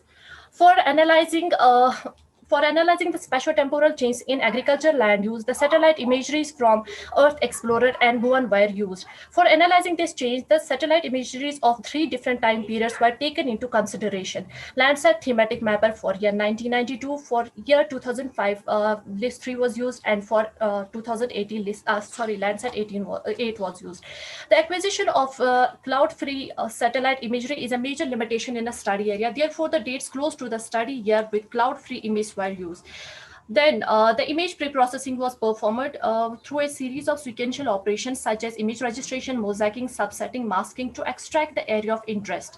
Before doing an image classification, training and test sample collections were carried out. Actually, I would say that it was a pre-field visit where the handheld GPS with 3 meter of location accuracy was used to collect the ground truth points. And then the supervised image classification of an image was done. And by performing all these steps, the land use land cover maps of 1992, 2005, and 2018 were obtained. Now, this is the land use land cover map of year 1992. If, sir, please, sir, go on. Sir, वापस slide पे जाए. This is the land use land. Yes, sir. Sir, if we see that I have classified this image into 12 land use land cover classes, in which agriculture class is shown in yellow color, built up in red color, plantation in, horticulture in orange color. So please change the slide. Sir, please change the slide. So this is the land use land cover statistics for year 1992. This is the land use land cover map of 2008. So please change the slide. This is the land use land cover statistics for 2005. This is the land use land cover of 2018. So change the slide, please. This is the land use land cover statistics of year 2018. Sir, please change the slide. So if we look at this table, it is clearly shown that the area under agriculture has been decreased from 1992 to 2018. In 1992, the area under agriculture is about 1,575 square kilometers, which has been decreased to 1,386 square kilometers in 2018. While in horticulture, the area under horticulture in 1992 is 160 square kilometers, and which has increased up to 364 square kilometers in 2018. In plantation area under plantation is 442 in 1992, which has been decreased up to which has been decreased up to 449 square kilometers in 2018. So here it is clear that the classes that are showing a decreasing trend are actually getting converted into the classes that are showing an increasing trend. So please change the slide. Land use land cover change in the study area have been both positive and negative. There are several factors that compel the people to shift the land from one class to another, another class. Prominent among these being variability in climatic parameters, income, and a massive increase in population, which has triggered the change in the psychological behavior of locals. The major drivers grouped into climatic, demographic, and economic factors. So in climatic, I would like to say that studies conducted on climate in Kashmir Himalaya shows that the annual rate of Kashmir is 0.05 degrees Celsius and 0.01 degrees Celsius in mean maximum and mean minimum temperature respectively, with a corresponding decrease of around 4.22 millimeter per year from 1982 to 2016.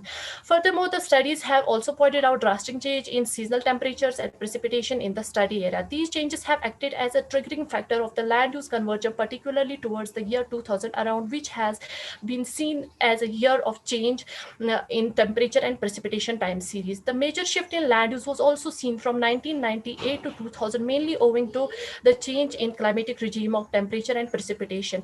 Temperature with a decrease in precipitation increases evapotranspiration and rapid drying of soils, which in turn depletes the soil moisture, resulting in high water demand. These changes in precipitation and temperature are changing the availability of water in the region, which forces people to move from agriculture to horticulture, as horticulture requires less water than agriculture, which mainly is in the form of rice cultivation in the study area. Furthermore, these problems get multiplied owing to very poor water infrastructure available in the study area.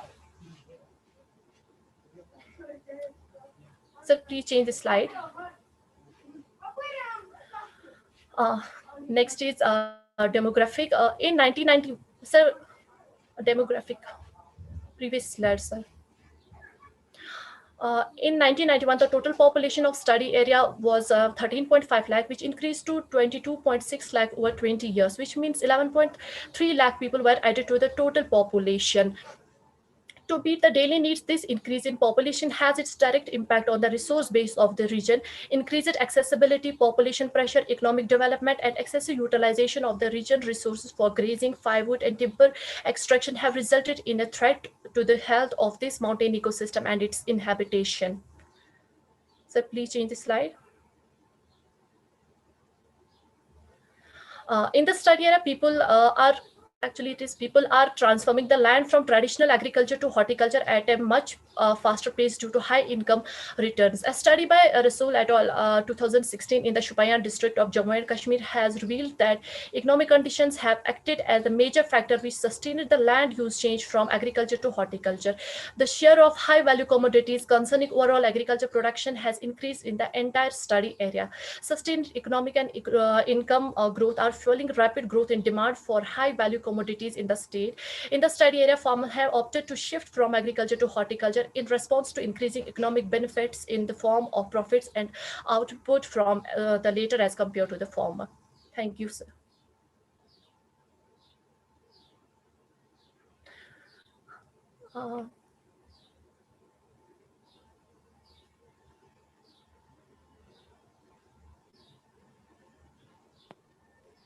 So the study shows land use, land cover study shows agricultural land area has been decreasing in North Kashmir especially.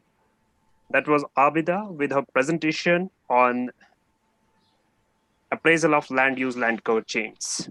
My call now goes to Dr. Chamthang More, who will be deliberating upon an economic analysis of banana cultivation in Vokha district of Nagaland, India.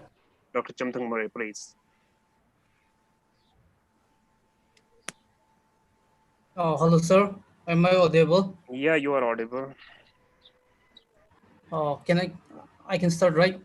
Yeah, you can start. Thank you very much. I'll be presenting my research paper on the topic an economic analysis of banana cultivation in Vokha district of Nagaland, India. It's co-authored by Nchungdung Murray and Sanjay Das from Department of Agricultural Economics, Nagaland University.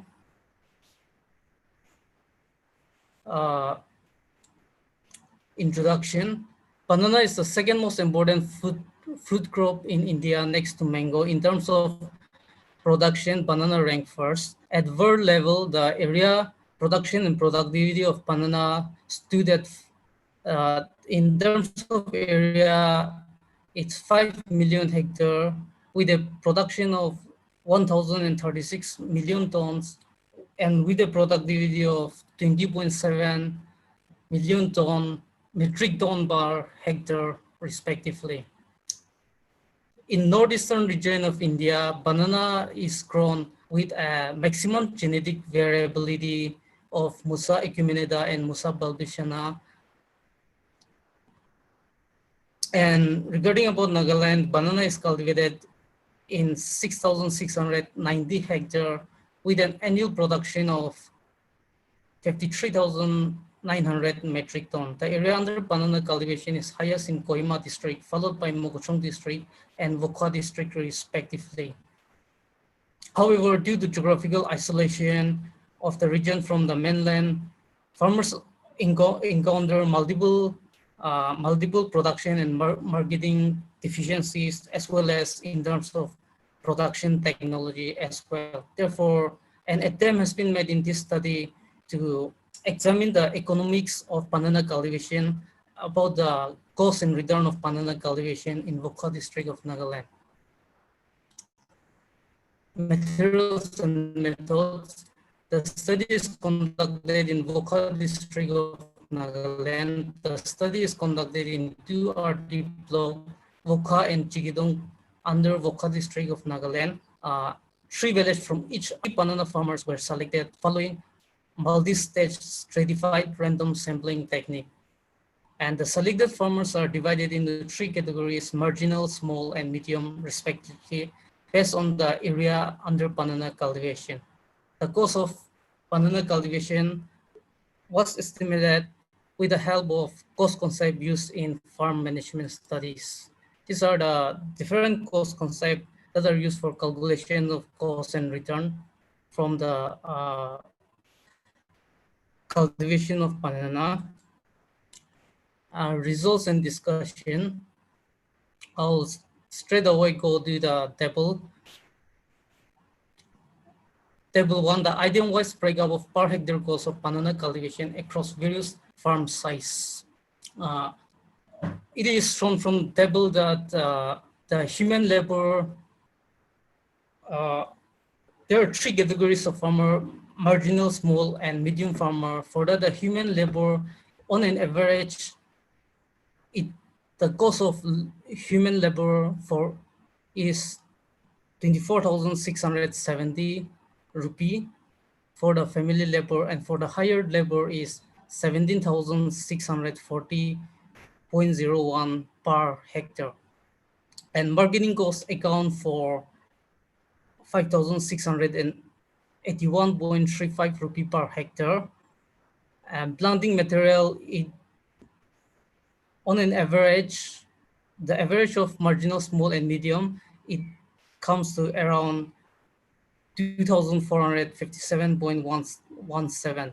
And interest on working capital, which was calculated at the rate of 10%, it shows 5,044.89 per hectare. And this is a variable cost.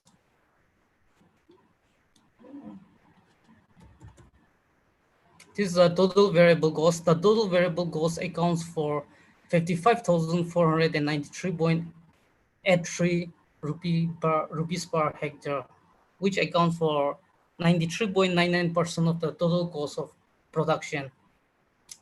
Usually, the human labor is more utilized in case of banana cultivation in the study area, because the banana are organically grown and various different types of advanced technologies are not utilized. Mostly it depends on human labor. These are the items of the fixed cost.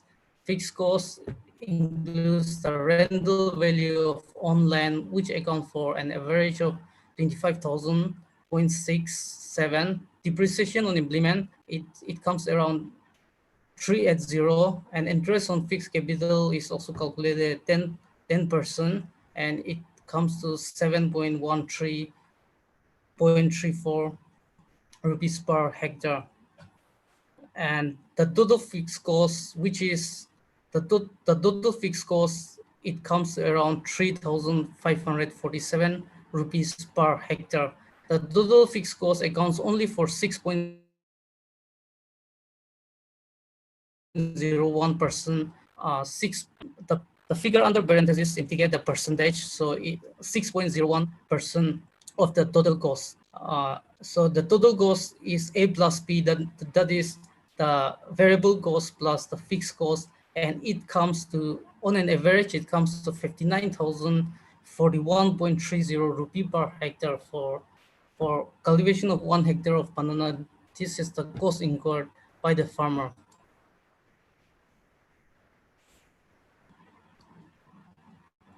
And from table 1, it was shown that the per hectare cost of banana cultivation of the sample farmer was rupees 58,305.08, rupees 58,852.23.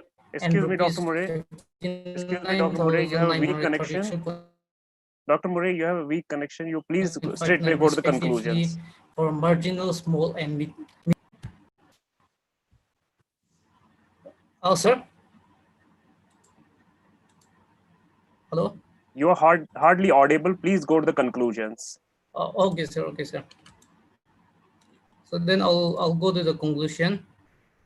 From the present study, it was found that the per hectare cost of banana cultivation for the sample farmer on an average is 59,041.30 rupee per hectare. The input cost is found to be highest for the family labor, which accounts for 41.79%, followed by hired labor, hired human labor, and the rest on working capital, marketing costs, etc. The average yield of banana farm in the study area was found out to be 121.52 quintal per hectare. Considering the prevailing price of banana in the study area, which is rupees 1,300 per quintal, the gross income was found out to be 1,57,980.33 rupees, with an average with a net return of 1,1819.82 rupee per hectare. From the analysis, it can also be concluded that the benefit cost ratio over variable cost was 2.85, and the benefit cost ratio over total cost was found out to be rupees 2.68. The result from the finding of the benefit cost analysis implies that cultivation of banana is profitable in the study area. Thank you very much. Thank you. So economic analysis shows that banana cultivation is a very profitable venture. Thank you, Dr. Mori, for the presentation. My call goes to Shabir Ahmed Zargar. Please welcome Shabir Ahmed Zargar. He couldn't make his participation in the first technical session, so I'd like to request him.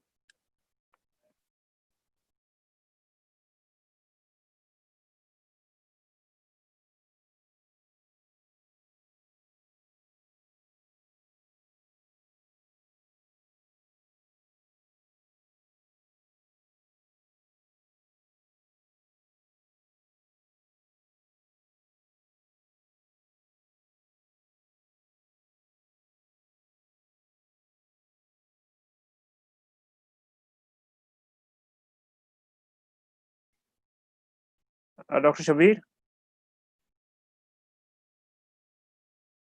Shabir Ahmed Zargar? I think Shabir Ahmed Zargar has some technical problem again.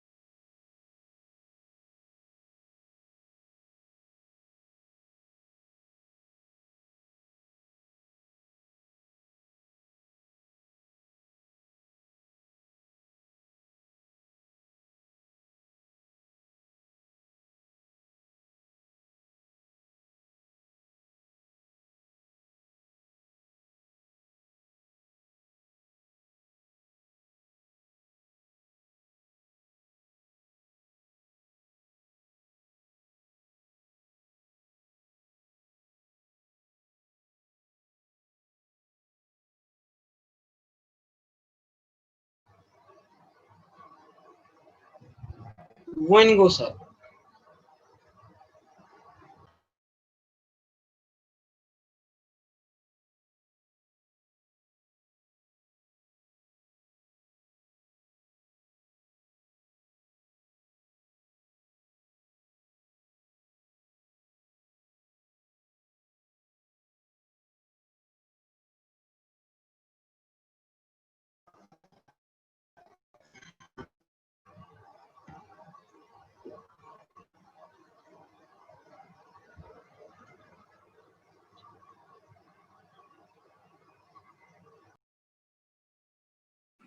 Sohaib, she is not audible. Could you check the mic? She is not audible.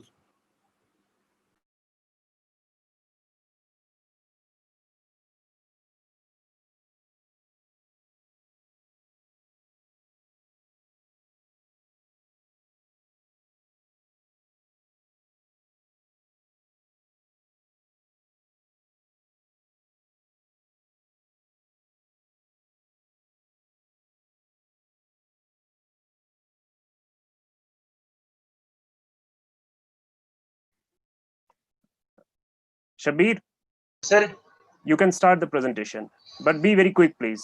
okay, sir. Esteemed organizers, resource persons, my dear colleagues, Assalamu alaikum and good afternoon, all of you. As far as concerned, my topic is genetic engineering, a way forward in sustainable agriculture. First of all, I would like to tell you something about what is sustainable agriculture. As all of us we all know about this, sustainable agriculture is defined as a manipulation of as a meeting the needs of a present generation without affecting the needs of the future generation. So the question arises here: why we need genetic engineering for developing sustainable agriculture? As we present, the crops we grow are highly dependent on the fertilizers, pesticides, insecticides, in order to improve the agriculture, horticulture, and ornamental value of crops, resistance to pests, insects, and environmental friendly crops, in order to reduce the and or produce the crops that are environment. For this, we need the technique that's called genetic engineering. We can develop those types of crops, at least not in much number of crops, but at least in one. Some of the applications that I would like to highlight in this presentation is some of the applications of genetic engineering in developing and crops that are sustainable, that help in developing sustainable agriculture. First of all, to improve the nutritional quality of some crops. One example is golden rice. Golden rice is developed developed by scientists which improve this beta carotene content in the seed of this first in beta carotene beta carotene content in the embryo, which is not used by the plants for photosynthesis. Two types of genes have been introduced in this rice, simple rice. Biotin synthase from narcissus and biotin desaturation from irvana. One is narcissus plant and irvana is bacteria. By introducing these two genes, the plant is able to store carotene in their endosperms as well, and that is used by the animal or humans that consume them. The second is pulses. Pulses are very rich in two amino acids, lysine and leucine, but are very poor in quantity in sulfur containing amino acids.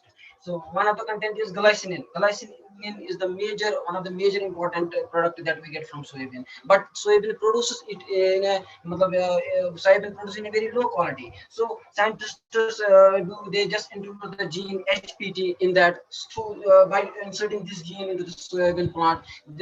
This plant produces large quantity of this glycinin and is harvested for this later use. Another application of the genetic engineering is insect resistance.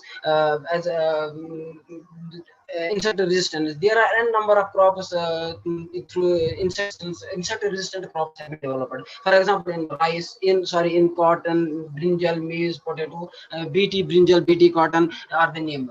Herbicide resistance is also one of the example that can be developed through genetic engineering. Similarly, there's another one is salt tolerance. Scientists have developed those varieties that are resistant to salt.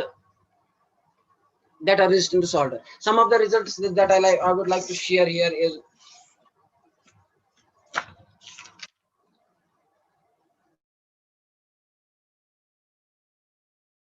shelf life of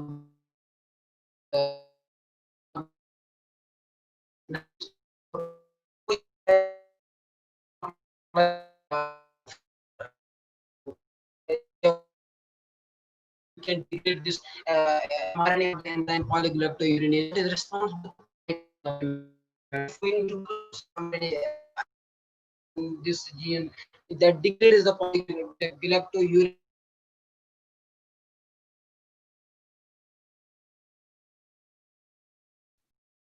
Okay, I think Dr. Shabir, you have some problem with the internet connection. So without further ado, I would like to request the technical session chairperson, Dr. Arshad Jahangir, Senior Assistant Professor, Department of Environmental Science, University of Kashmir, to present his remarks about the second technical session. Over to Dr. Arshad Jahangir.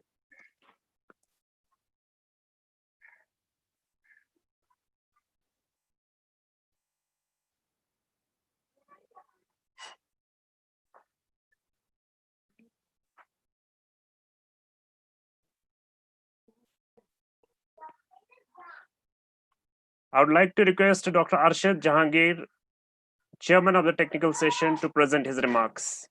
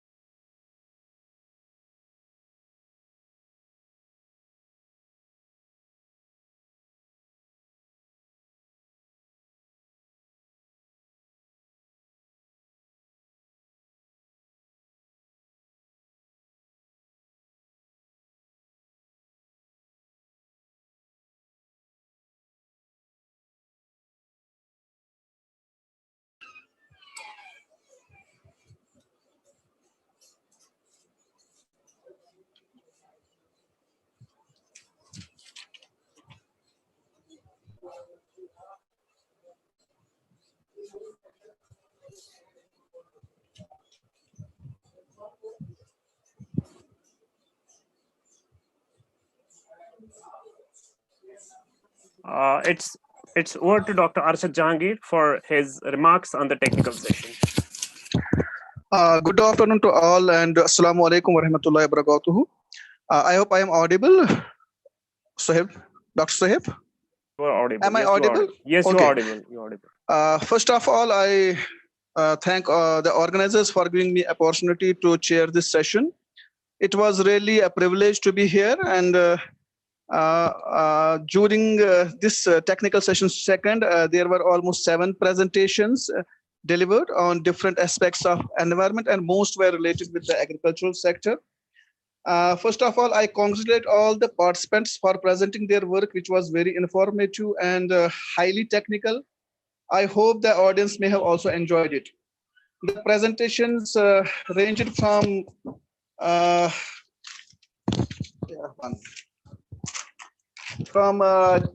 using in vitro propagation for rare and endangered species, and then utility of biosensors in different aspects of environment, for example, carbon nanoparticles, then bacteriophages, chemosensors, and electronic noses. And then there were also presentation by Ananya regarding PGPR, that is plant growth promoting rhizobium, for sustainable agricultural practice, for particularly for bioremediation of contaminated soils, how they can be very useful for sustainable agriculture and remediating the contaminated soils. Then there were other aspects related with land use and land cover changes in particularly agricultural area in Kashmir region.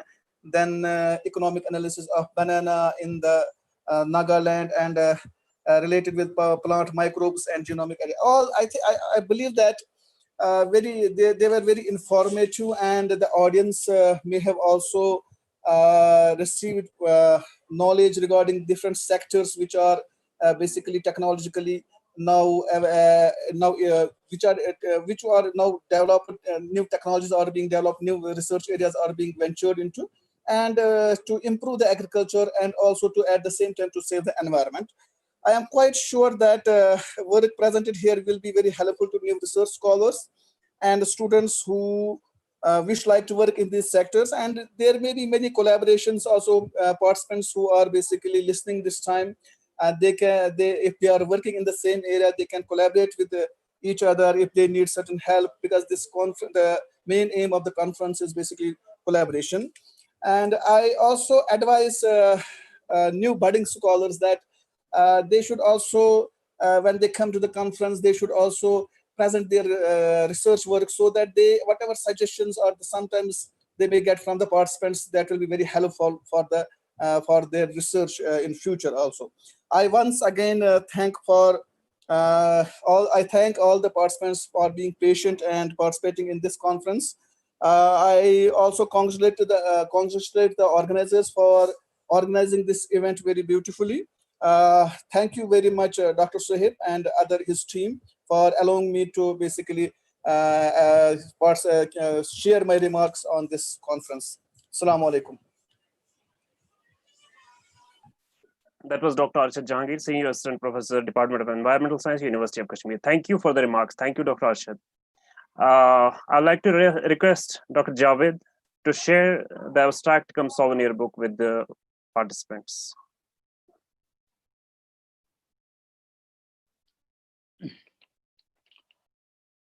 Hello. Good afternoon to all the participants, and thank you all for being with us during the whole day and listening patiently to the speakers and to the participants as well. And on this occasion, I would like to share with all the participants that we are releasing an e-abstract cum souvenir book that will be sent to all the registered participants on their email IDs, along with the detailed full-length call for proceeding publications. Thank you all. Over to you, Dr. Sohaib. Thank you, Dr. Javed.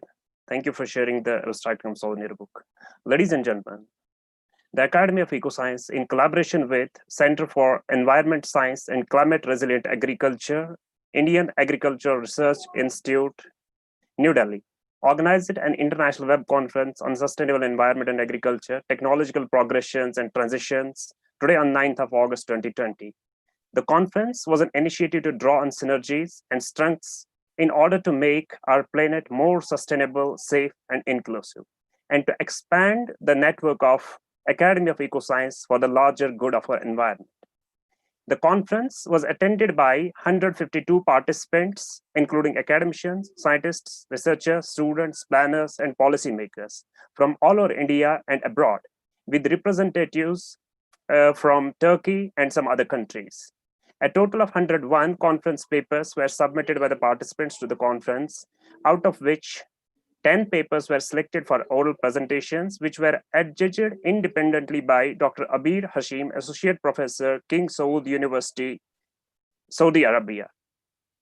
The conference constituted a good opportunity to foster the networking by bringing together environmental crusaders from all walks of life to learn and share the time-tested best practices that can be implemented for a larger good of the human civilization in terms of the sustainability of our future. The conference met its objectives in highlighting the challenge ahead of achieving the universal goals of sustainability. Dear all, it has been our pleasure to host all the enthusiastic participants of the conference on Zoom and YouTube Live. I'm thankful to all of them for attending the conference.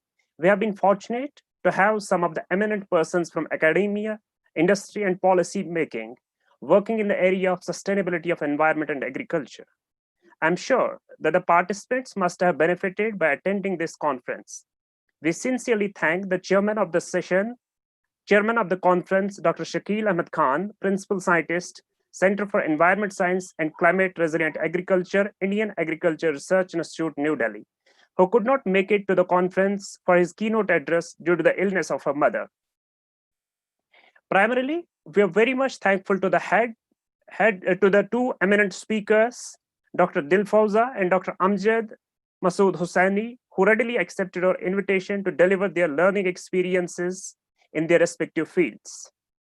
We thank them for their thought-provoking and awe-inspiring talks in the conference to benefit one and all who attended the conference. We are also thankful to the delegates for their enthusiastic participation in this conference. We take this opportunity to thank all the reviewers and technical committee members for providing their valuable inputs well in time towards the quality improvement of the conference souvenir. We also thank Dr. Fayaz Ahmed Mullah, Dr. Bashad Mushtaq, Mr. Ashish Kumar for being with us all through the conference to make it a success. Their contribution is deeply acknowledged. I would fail in my duty if I fail to acknowledge the help rendered by our friend, Professor Bilal Ahmed Kokaru, Assistant Professor Sociology, Government Degree College, Larnu, Kokernag, for providing all the logistic support. At the end, I acknowledge the unwavering support of one and all in the Academy of EcoScience and of all those whose names I have missed to mention. I thank you all. But before I leave the meeting, before I end the meeting, I'd like all the participants to note that you'll get a feedback link in your registered email IDs. After getting the responses of those feedback forms, you will get an electronic certificate on your registered email IDs. Thank you very much. Thank you all.